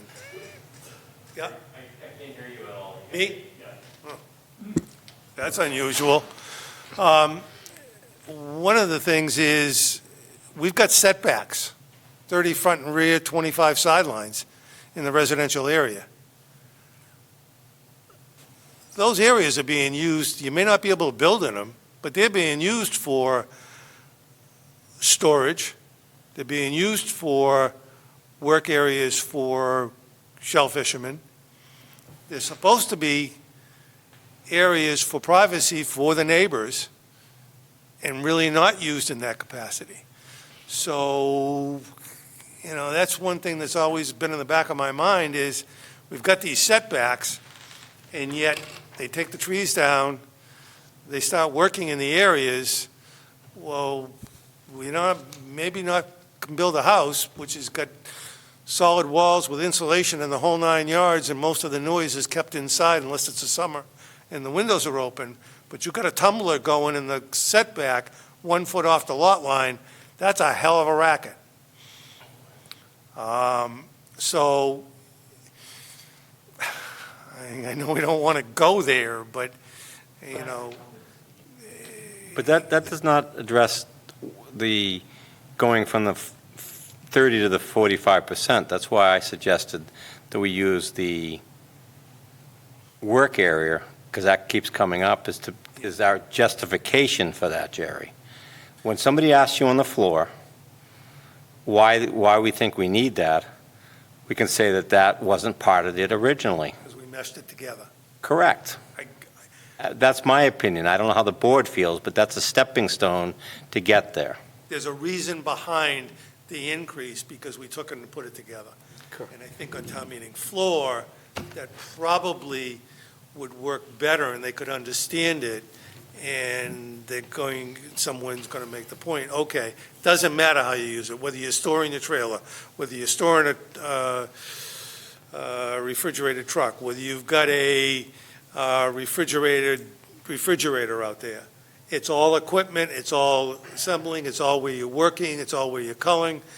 Use that 45% or that area in any manner, shape you want regarding the farming aspect of it.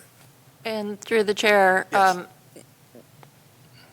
The setbacks are for structures. So, Only, yes, the way we have it right now. yes, I'm going to defer to our building don't- inspector, but yes. And He's going to stay In fact, silent on it. he's saying- So am I. All I right, disagree with you. You're not, okay. I mean, you can. Go ahead, Beth.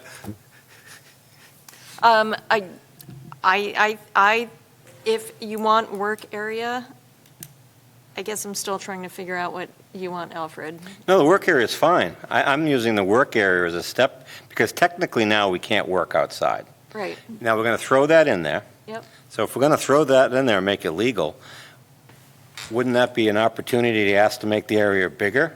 Because we're taking and making it legal to work there? Then That's- 40, that's- then 45%? You want Yes. it bigger than Yes. 45? No, I don't want it bigger than, I want to go to Okay. the 45. Okay, So maybe that's where I was everything would be confusing you. included. That's No, fine. from 30 to 45. I believe 50 will never pass. yeah, I defer to you all, 45 is fine. That may not make it, but I think that we have a good case. I'm sorry, go ahead. Yeah. Bonnie, I'm sorry. Yeah, so just a clarification, because under item 10, if you can have 2 trailers not exceeding 16 feet in length and no more than 2 motor vehicles containing no more than 6 wheels. And so that is not part of the equipment. That's like in addition to the equipment, I believe.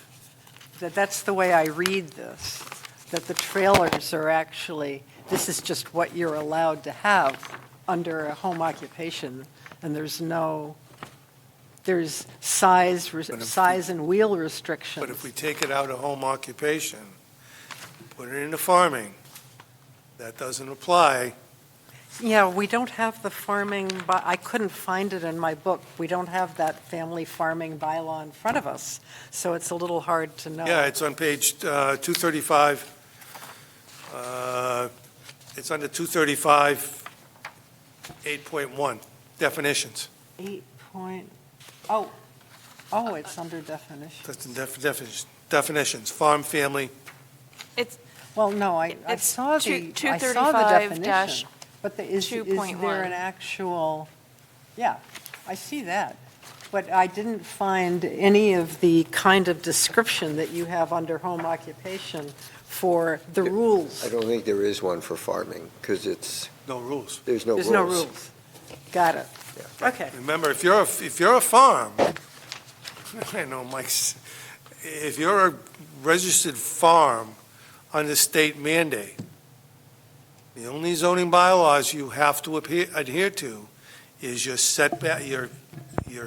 setbacks, building height, and building requirements. Right. All the rest of the zoning goes out the door. And Board of Health, yeah, right. Okay. And if you've got 2 acres or more, even with that's going to mean that it could throw, if you're a farm, and you've got a bylaw that says you can only cover 45%, the state says that you can cover all of it. The distinction is between home occupation and a farm use. Yeah, So they're two separate Right. uses. So if it's under home occupation, the 45% would take effect. That is correct. If it is under farming, and it is a farm under state requirements, there is no restriction. There's no limits. right. Can I hear it? Just want to verify it from the council. Town planner, is that correct? Under our local bylaw, there's not a restriction. It would default to the state, yes.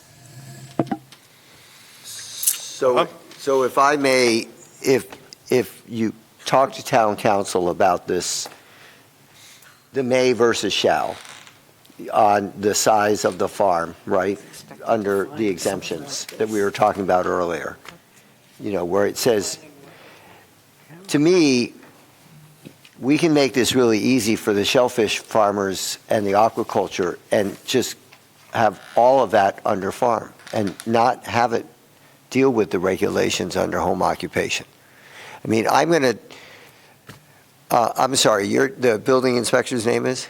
Justin, Justin, you mentioned your dairy guy. If you're out in western Massachusetts and you move into a farming town, you moved into a farming town. If you don't like the smell or the noise or the dust, well, then maybe you shouldn't have moved into that farming town. And because it's farming, and farming is a business that has a lot of noise and equipment and all of that. And shellfishing here is our version of dairy farming.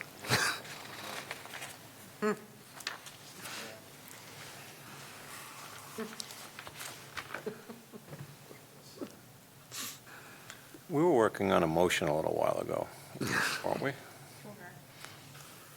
I've lost track of that, but I asked you to read it back to me once before. Okay.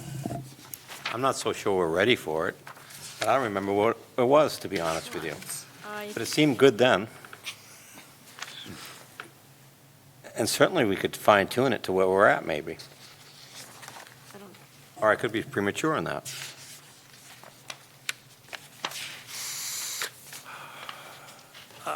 I'd love to get the ADU proposed amendment. It's 5 minutes after 9, guys. I would rather finish this properly, that's all. I don't think we're going to finish this. I Okay. believe it was home occupation and the 45%. Yes, Is that correct? yes, because I believe Jerry asked if that was something the board wanted to go to. And then I interrupted. I interrupted. I allowed. It's okay. So my question is to you, Do you need us to make a vote on this to send you in the direction to draft it that way? Or do you feel confident from our discussion that that's where we're headed? I will read it back to you. Okay, I feel confident, but I just want to make sure this is what you all want. thank you. So this is home occupations, it's section 235-6.22, subsection B6. So the revised language would read, exterior storage of home occupation-related materials or equipment and/or work area, not to exceed 45% of the lot area for aquaculture, shellfishing, and fishing home occupations, and shall not exceed 15% of the lot area for all other home occupations. Yeah. I just want to make sure that's, That's what I believed we were going to, as long as the rest of the board. I mean, That's leaving aquaculture under home occupation. I realize that, Jerry. Okay, I just want to make sure. Which seems to be a redundancy considering its protections from the family farm. Yeah. Yes. So I guess what, if we want to give Beth some direction, if there's a need, because if talking to town council, we can't just put agriculture as it is, regardless of the size, under agriculture, under farm, and it has to fall under home occupation, then we're leaning in this direction. That if it has to fall under home occupation, we go with the 45%. And I think we were going to say, and wild fishing? that was going to be under the definition of home occupation. Okay, okay, all right. I think the Correct me if I'm wrong. Yes, that's correct. But I think the Fishing reason we were home, okay. trying to avoid some of it was to get the 1 acre parcels Yeah. in this. In the And I farm, think Beth right. understood. Yeah. I mean, we got too many things going on as far as the state, the town, the state, the town, the state, the town. And not only that, I believe the state's going to be changing setbacks and stuff again. But- So, I mean, we want to keep our own little circus going so we can all make a living. Well, I would make a motion, if I may, Jerry, Yes. that if, in the event that aquaculture is going to continue to be included under home occupation, that we endorse the increasing, adding work area to this subsection B6 and increasing that area with the work area and storage to 45%. Any second? I will second that motion. Any discussion? Take a vote. Bonnie? Aye. Al? Aye. Bob? Aye. Jerry? Aye. Bob? Yes? Okay. Beth and I, or you want to, one of us or both of us will get with town council as soon as possible. Bounce it off.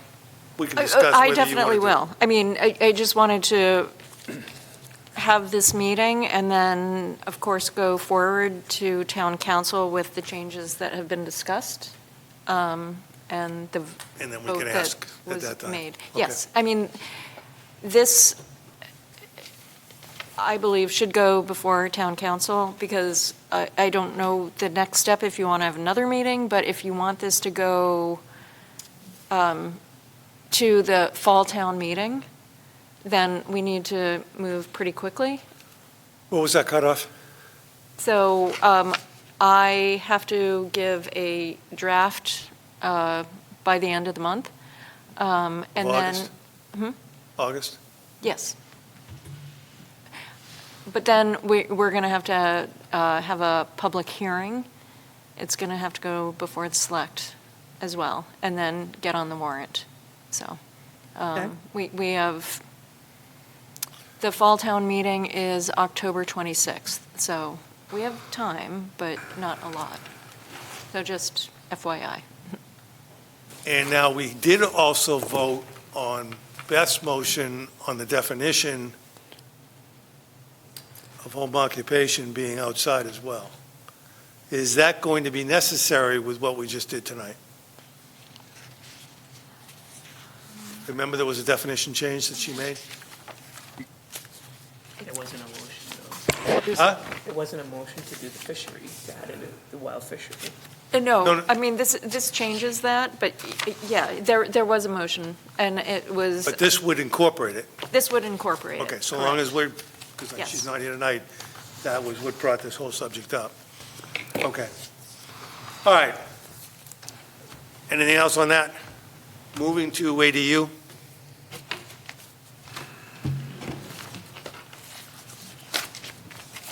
Really?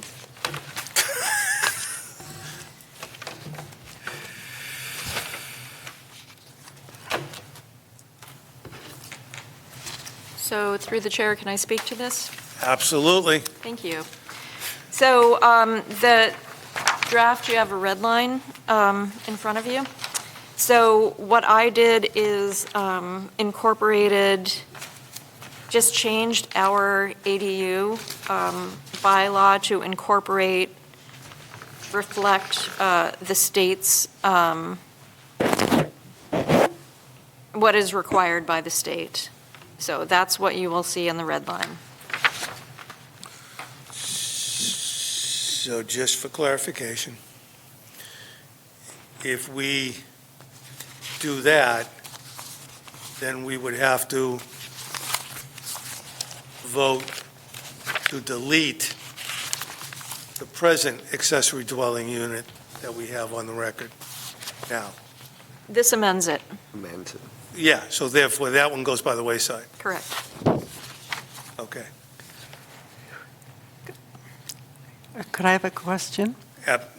No, of course you can. Yes. So my memory of our current ADU bylaw is that it allows more than one ADU on a lot. And So does this. this seems like it is only referring to one. No, one by right. One by right, you can go for a special permit for additional units. So it should say that somewhere, don't you think? Or, no? I'll ask Beth that question, but I don't think we have to don't say that. I have looked at other municipalities here on the Outer Cape.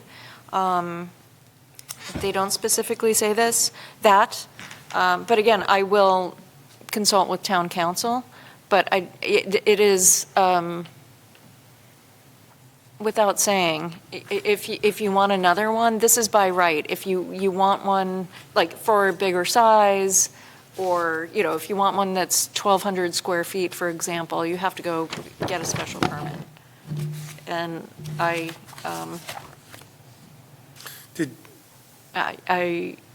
Justin, do you want to chime in, or no? No, okay, so I said it. well, you could put under 2, one accessory dwelling unit ADU is permitted by right on a lot, comma, any additional units by special permit with a principal dwelling, so on and so forth. You could always insert that. Keep it clear. Yes, Justin? I'll chime in for Beth quick.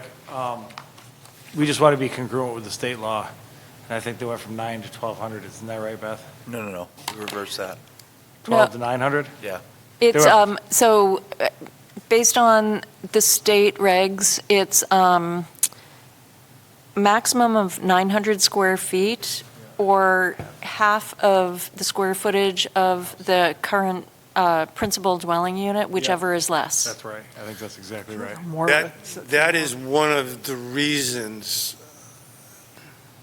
I've dragged my feet a little bit in bringing this up to the board, is I was not sure personally whether or not I was prepared, and singularly myself, to abort. I'd like to make a couple of changes in our present one, but to abort our present 1,200 square feet by right for one unit completely. Because what this does is says, all right, we presently have, you can build up to a 1,200 square foot ADU, as many as you want by right, that you can get on the property. That's on the books now. I thought it was capped at 3. Huh? I thought it was capped at 3. I thought it was capped at 3, Jerry. No, No? unlimited. You can put as many as you We want. went from, all right, my mistake. So, but it's 1,200 square feet. Now, you've got to meet Title V, which is almost impossible even for ADUs in this town, without town water or town sewage. But when you go to the state bylaw, my major problem with it is the maximum is 900. But you got to have an 1,800 square foot house to get the 900. If you got a smaller house than that, you can only use 50%. Yeah. So a number of these units by the state regulation could be 400, 500, 600 square feet. My mind, that does not help Wellfleet and its young families living in a small unit. So my feeling was, and I guess this is the time to bring it up, is to leave our present zoning bylaw as is. My amendment to that would recommend being the first unit is by right, the second 1,200, the next unit is by special permit. Now, it can be up to 1,200 square feet, but it can exceed 1,200 square feet. And any additional units is by special permit. Leave that bylaw intact. Call it whatever we want to call it, and this is what some other towns have done, is they've left their ADU bylaws changed and tweaked just the title, and then gone to the state regulation saying, all right, by right, you also have a right under the state regulations to go 50% or a maximum of 900. But I'm not sure in my mind that I'm ready to allow or discard those people that want to go to 1,200 square feet instead of going by the state regulation that might not be able to do anything close to that, but have the area to do it. And they want to rent to a family of 2 adults and 3 kids, and they need the extra space. They can't do it this by right. They're going to go for a special permit. And I wasn't sure seeing, until we saw this, as if we could even do it.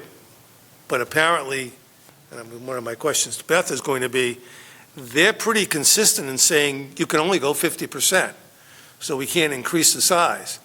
So I'm still back to that same question in my mind. Do we leave the zoning bylaw as it is, make anything over the 1 a special permit, and then place the state bylaw as a separate bylaw? So we have 2 ADU bylaws on the books. Yeah, they can, who is it? Nevasto. He can wait. Sorry, Mike. This is in here, he can, Jerry? Yep. Through you to Beth. If it doesn't say that it's by special permit, why would we not necessarily believe it might have to be through a variance? I'm sorry? I said, if it doesn't say that we can apply for a special permit for the 2nd, 3rd, 9th, 77th, Yeah. whatever, why would it be different, and maybe I'm just confused, but why would you consider it a special permit automatically where it's not a variance? Because if I'm No, allowed- I'm sorry if I I'm saying you can't do it, you'd have to go for a variance. You said special, I, and that's fine, but no, thank you for clarifying it. No, my question to Beth is, and a variance, we both know, and the board knows. A special permit is one thing, and it's almost expected to be granted unless there's a major complaint. A variance, you've got to, before you can even hear a variance complaint, you've got to have a shape or topography problem. So the first thing before they even hear a hearing on your request for a variance to increase the size, you've got to show that you've got a shape or topography problem. If you do not, they can't even hear it. So it's extremely difficult under, I believe, this state bylaw to go over your 900 square feet. so my question through you to Beth is, if we wanted to allow more, change this a little bit, do we need to add, are we even allowed to add to this state regulation? a special permit application in here somewhere. That was my question. And if you don't have the answer to that tonight, that's okay, because there's a lot of changes in here that you probably have to see what the state said in order to get there. Yeah, I will look into it. I think we can add that language over and above the protected use. But I will look into that. But do you agree or disagree at this fact that if it's not written in here, it would probably be a variance? I I'll let you look at it. I think I You're putting disagree her with out on that. a limb I if think, you- no, I think it would be a special permit. I mean, Wellfleet basically doesn't do variances, so, But usually when it's for a special permit, there's a criteria to meet it, and I don't know Yeah. how we would meet that with a state regulation. Once it becomes our own regulation, usually there's a place for the special permit. Yeah. I don't see where some of these meet any requirements to get the application for the special permit. yeah, this is as of right. Correct. So, yeah, we can, I'll look into adding that. Okay. I mean, I think that's necessary, but that's only my opinion. Because at that point, at least the board has a decision on whether or not we can do more, other than the fact that no board would have. I don't disagree, but the special permit would go through ZBA. That's what I'm saying, not us. Yep, No, yep. I don't want that. That's why we're on the planning board, not the Board of Appeals. That was just a concern of mine. How do members feel about two zoning bylaws? Go ahead, Al. Well, I don't really like the square footage requirements, especially just because of the or half the area of the principal dwelling unit, whichever is less.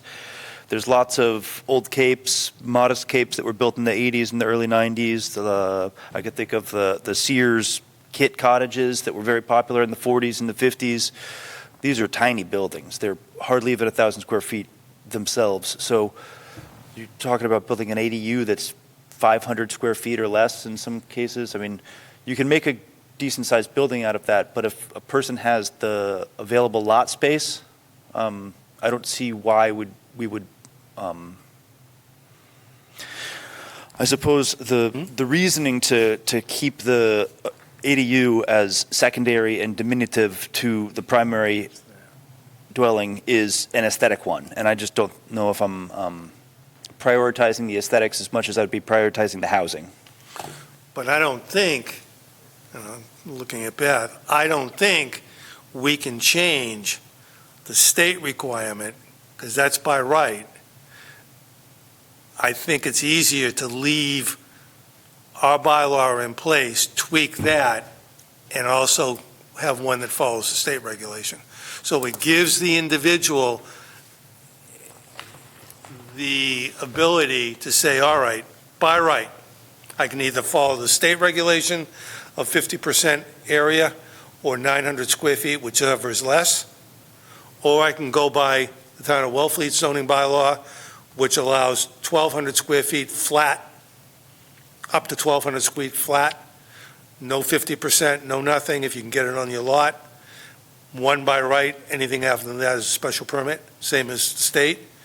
But now you've got the ability for the individual to make a decision and say they've got a cape that's 1,500 square feet and they can only build 750, but they want to build an ADU for their family or for a relative or whomever to rent, but they want it for a family, they're probably going to want to build 1,000 or 1,200 square feet. So are you- Without that, without permission, which she's going to get from the state, can we go greater? And can we make a special permit? I'm thinking the state's pretty narrow with their bylaw, and I'm not sure how much latitude we have to change it. Through the chair. Yes. We don't have latitude to change what the state, it's already regulation from the state, regardless of whether we put it in our zoning or not. We can't change it. We can't change it. I'm o- So that's, I'm always unclear, could we be can we have more, or we can't have more, or we can't have less? I think we can't have less than 900 or 1,200, whichever the state says, but I think we could have more square footage. Or is that not the case? So this is, See, I didn't know which way that actually went. this is by right. So, Right, because the stuff we got to do by right by the state, we can't require special permits for that sort of stuff Correct. for the ADUs. Right. Yep. They So why would we want to put, if we keep our bylaw, why put them through saying, okay, you want to build a 1,200, now you got to go for a special permit for the 1,200, where the neighbors might have an issue to be able to, they've already passed the 1,200 ADU bylaw. But leave the It's already 900, been accepted. and leave the 900 by right as state law states? Leave them both by right. So if you want to build 1,200, you don't have to go for a special permit, but if you want to build a second one, you have to. Yeah. The state's saying, if you want to do our bylaw, it's by right. Anything over that, I believe you might be able to get a special permit, but if you want to build a second one, are they going to hold you to the 900 and the 50%? If we've got our bylaw on the books, there's no question, they can always do it. So I don't know what the harm is. Yeah, okay. and I don't think it has to be two separate bylaws. That, I mean, Think you I could word will, it in there? I will check with town council, but we could put it in the same, Same one? Yeah. Personally, I that's fine with me, but I really would like to prefer that we still, by right, one unit, have given those individuals that want an ADU the ability to go to a 1,200 square foot unit. So If you're going to build an ADU to rent, you're going to want to get the maximum rent you can and satisfy it, because it's going to cost you $500,000 without a blink of an eye. Or more. So, this actually restricts it to year-round. which I'm fine with the ADU as well. Make it year-round. It's got to be rented year-round. Yeah, but you're only going to get one rental unit. So depending on the size, whether it's 2 or 3 bedroom, the income is going to change. And even if you're in a fair market rate for it, the income is going to change. But the house isn't going to cost that much more because the bedroom is the cheapest part of it. You've already got the kitchen. Exactly. You've already got the bathroom. You've already got the furnace. All those things may cost a tiny bit more, but I think that we should look at making sure that they're big enough to live in. I mean, who wants to live in a 400 square foot? I So- built a pretty nice 400 square foot. Through the chair to Beth, so the state apparently wanted to make sure that you could build an ADU by right. And that's why they're requiring all the towns to have this at the 900. I'm assuming that the no more than 1/2 the gross of a principal building was maybe put in there because they were concerned about aesthetics, as Al mentioned earlier. But I think, to your point about combining ours with the existing one with this, you could say is permitted by right one ADU from 900 to 1,200 square feet, basically. And then maybe there's, I don't know, does our current bylaw limit the size relative to the existing building, or is it 1,200 square feet? No. Our bylaw is completely separate. You could have 1,000 square foot single-family residence, And put it 1,200 and you square. could put up to a 1,200 Okay. square foot accessory building. So that individual who bought the house and had one child and says, well, wait a minute, I now have 3, I really feel that I want to build a new one, they could build a 1,200 square foot house, move into it year-round, Right. and they could rent the first house. Right. So it would seem like our by right bylaw is actually even more encouraging of housing than what the state is requiring. So it would seem like we should be able to do both, or have some way of combining these and Because we are allowing by right up to a 1,200, right? That's correct. You could make it 900 if you wanted to. Yeah, You could make it absolutely. 800 if Yes. you wanted to. Right. So, I don't disagree. so is that something that you would, but the state is requiring that it absolutely has to read like this? Or can it It be? has to read like this if it's for the by right. So So- as long as Ours is by right would be, because this is even, ours is more permissive, so. ours is more permissive. Yeah, and it's by right. We can be, it is, but I think Well- at this point, we probably have to do it by special permit, but I will look into that. But yes, I mean, we, I think you're going to look at it, I think from when I've found out, no, you can have a separate bylaw and it can be by right. This, if I'm wrong, the state has made a zoning bylaw. correct. That is mandatory, that every municipality except for Boston has to abide by it. And I can understand that, because there's probably a lot of towns that didn't have anything on their. Exactly. Yeah, yeah. But it has nothing to say, or is it mute on the point, you can also have your own bylaw, which allows it either by right or special permit to enlarge it. We're just saying by right, we're covering as many municipality input as we got, that 50% of what's there and no more than 900. That's a state requirement. If the town wants to allow a special, if by right, a larger one, they can, and you can keep it as a separate bylaw. Right. So that's why I've heard that a number, and I've checked with council, a number of towns have simply called their ADU, special ADU, or whatever, or Wellfleet ADU, and also adopted the state's regulation. Chew on the record and leave it to the applicant to decide which one they want to do. So we'll leave it to Beth to see what she Yeah, comes I mean, back at. If this then just requires us adopting this so that we add it, I would make a motion that we do that with the understanding that we're going to keep our own in addition to it. Or merge them in some way that you can still by right do a 1,200 square foot ADU. Go ahead. Okay. So yes, I think it is good to adopt this, because I think just if somebody's looking at our zoning bylaw, this is not written in the bylaw, they don't necessarily know that it's, allowed by state, so I think it's actually good to have it in our bylaw. So I would say it would be great to adopt this, but I will also look into adding the other, special permit or by right, see if we can do that. And I can come back to you with that at our next meeting, if that works. So would we be better off putting this off instead of adopting it tonight so you can decide how to combine them, if it's possible? Yes, thank you.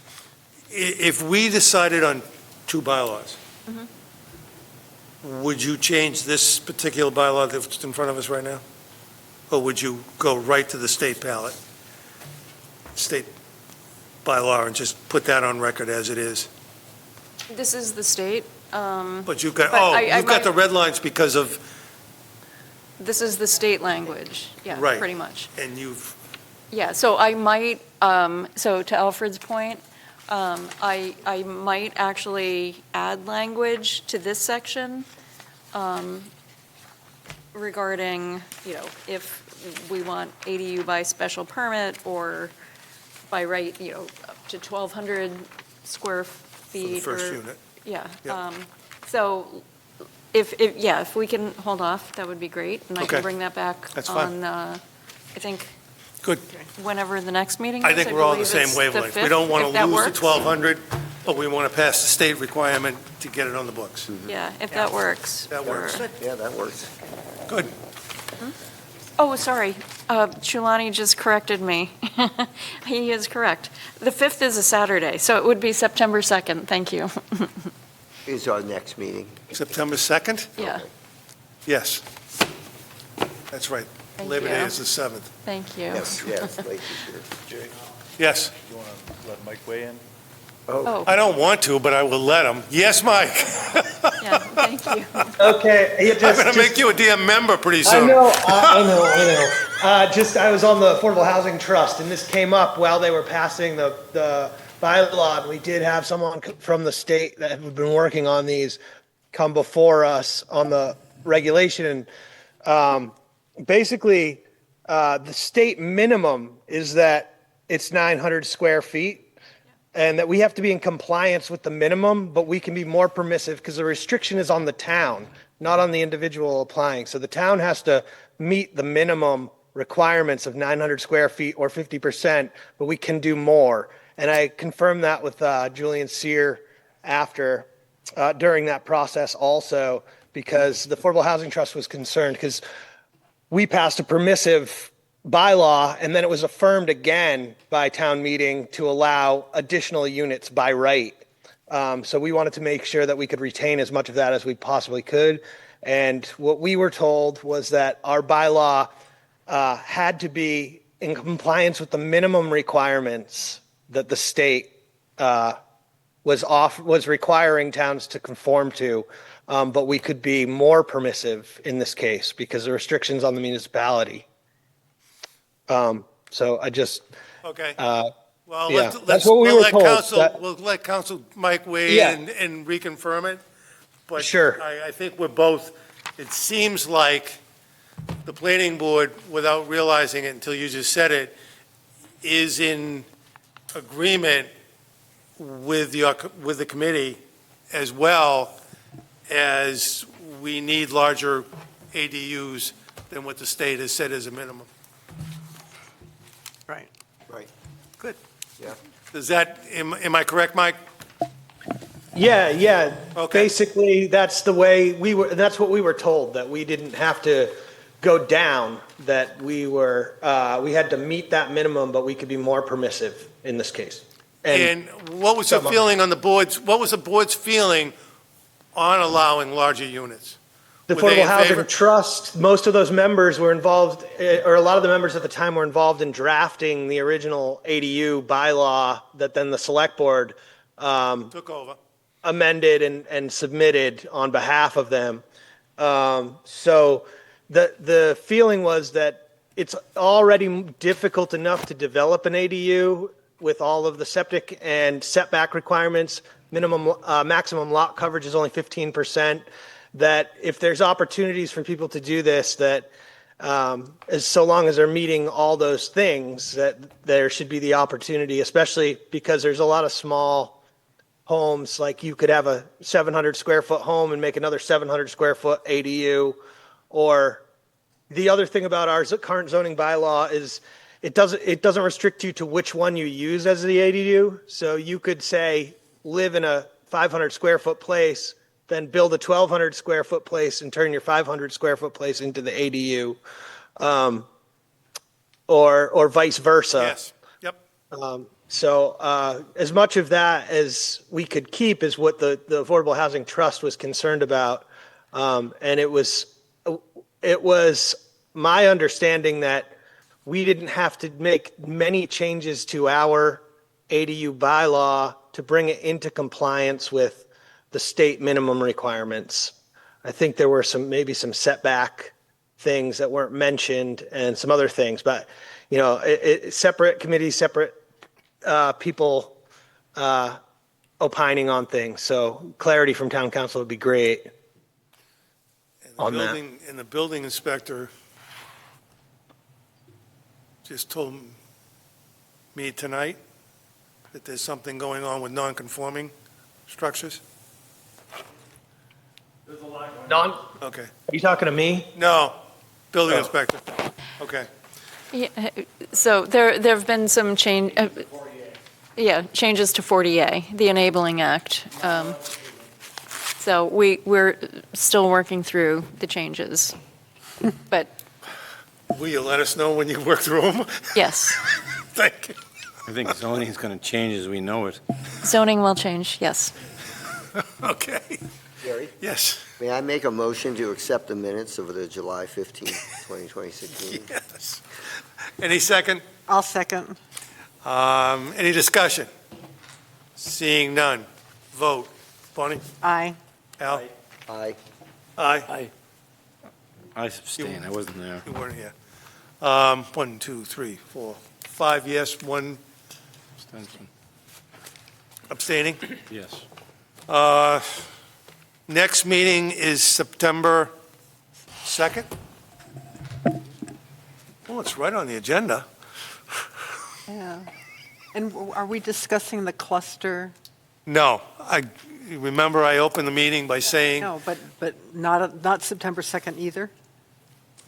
I'm hopeful, okay, what's going to happen on the 2nd of October? The first thing on the agenda will be reorganization. Number one, we have Bob as a new member. We've lost Tim, or Temis, so we have to update to the state those signatures. So I will call for a reorganization on the 2nd, and that allows you, with what's been going on, whether or not you want to leave the slate of officers in place as as they are, or whether you want to change them. But that will be the opportunity to either reorganize or leave things as is. Thank you. But to get the new names, thank you, Justin, to leave the new names with the registry of deeds. So that's got to be done. So I didn't have a chance to get it on this meeting. I will again put cluster on the bylaw at the next meeting, but the reason why it's last is it's been brought to my attention I may have a conflict, so I'm going to step down on it. So I didn't want to be here and then step out of the room and then step back in an hour and do it, so I put it at the end, and that's why it's at the end. So next meeting, when I have cluster, I will move in, but I got to have a vice chair there at the time to do it. And Beth told us she wouldn't be here tonight, so that's why I took it off.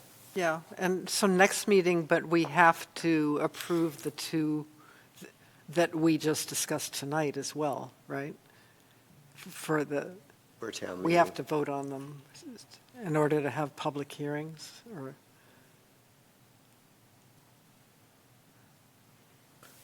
We can look at a schedule. We may have, if we have to, we could call a meeting the following week. If we don't get it done, I think the following week, for example, instead of 2 weeks, we could schedule a meeting for a following week and still have time to get it advertised. We can advertise. They'll hold what they call a holding for the warrant. So they'll print basically what we're going to do on advertising. And then if we decide that we're not going to do it, it can get pulled on town meeting floor from the warrant. So there's ways to do it when we get this close, yes. I'll entertain a motion to adjourn. I move that we adjourn this meeting. Second. Anyone opposed? Wake up, Alfred. I'm awake. Okay, all those, I'm assuming that's unanimous, so we're all set. Thank you very much. Okay. Sorry.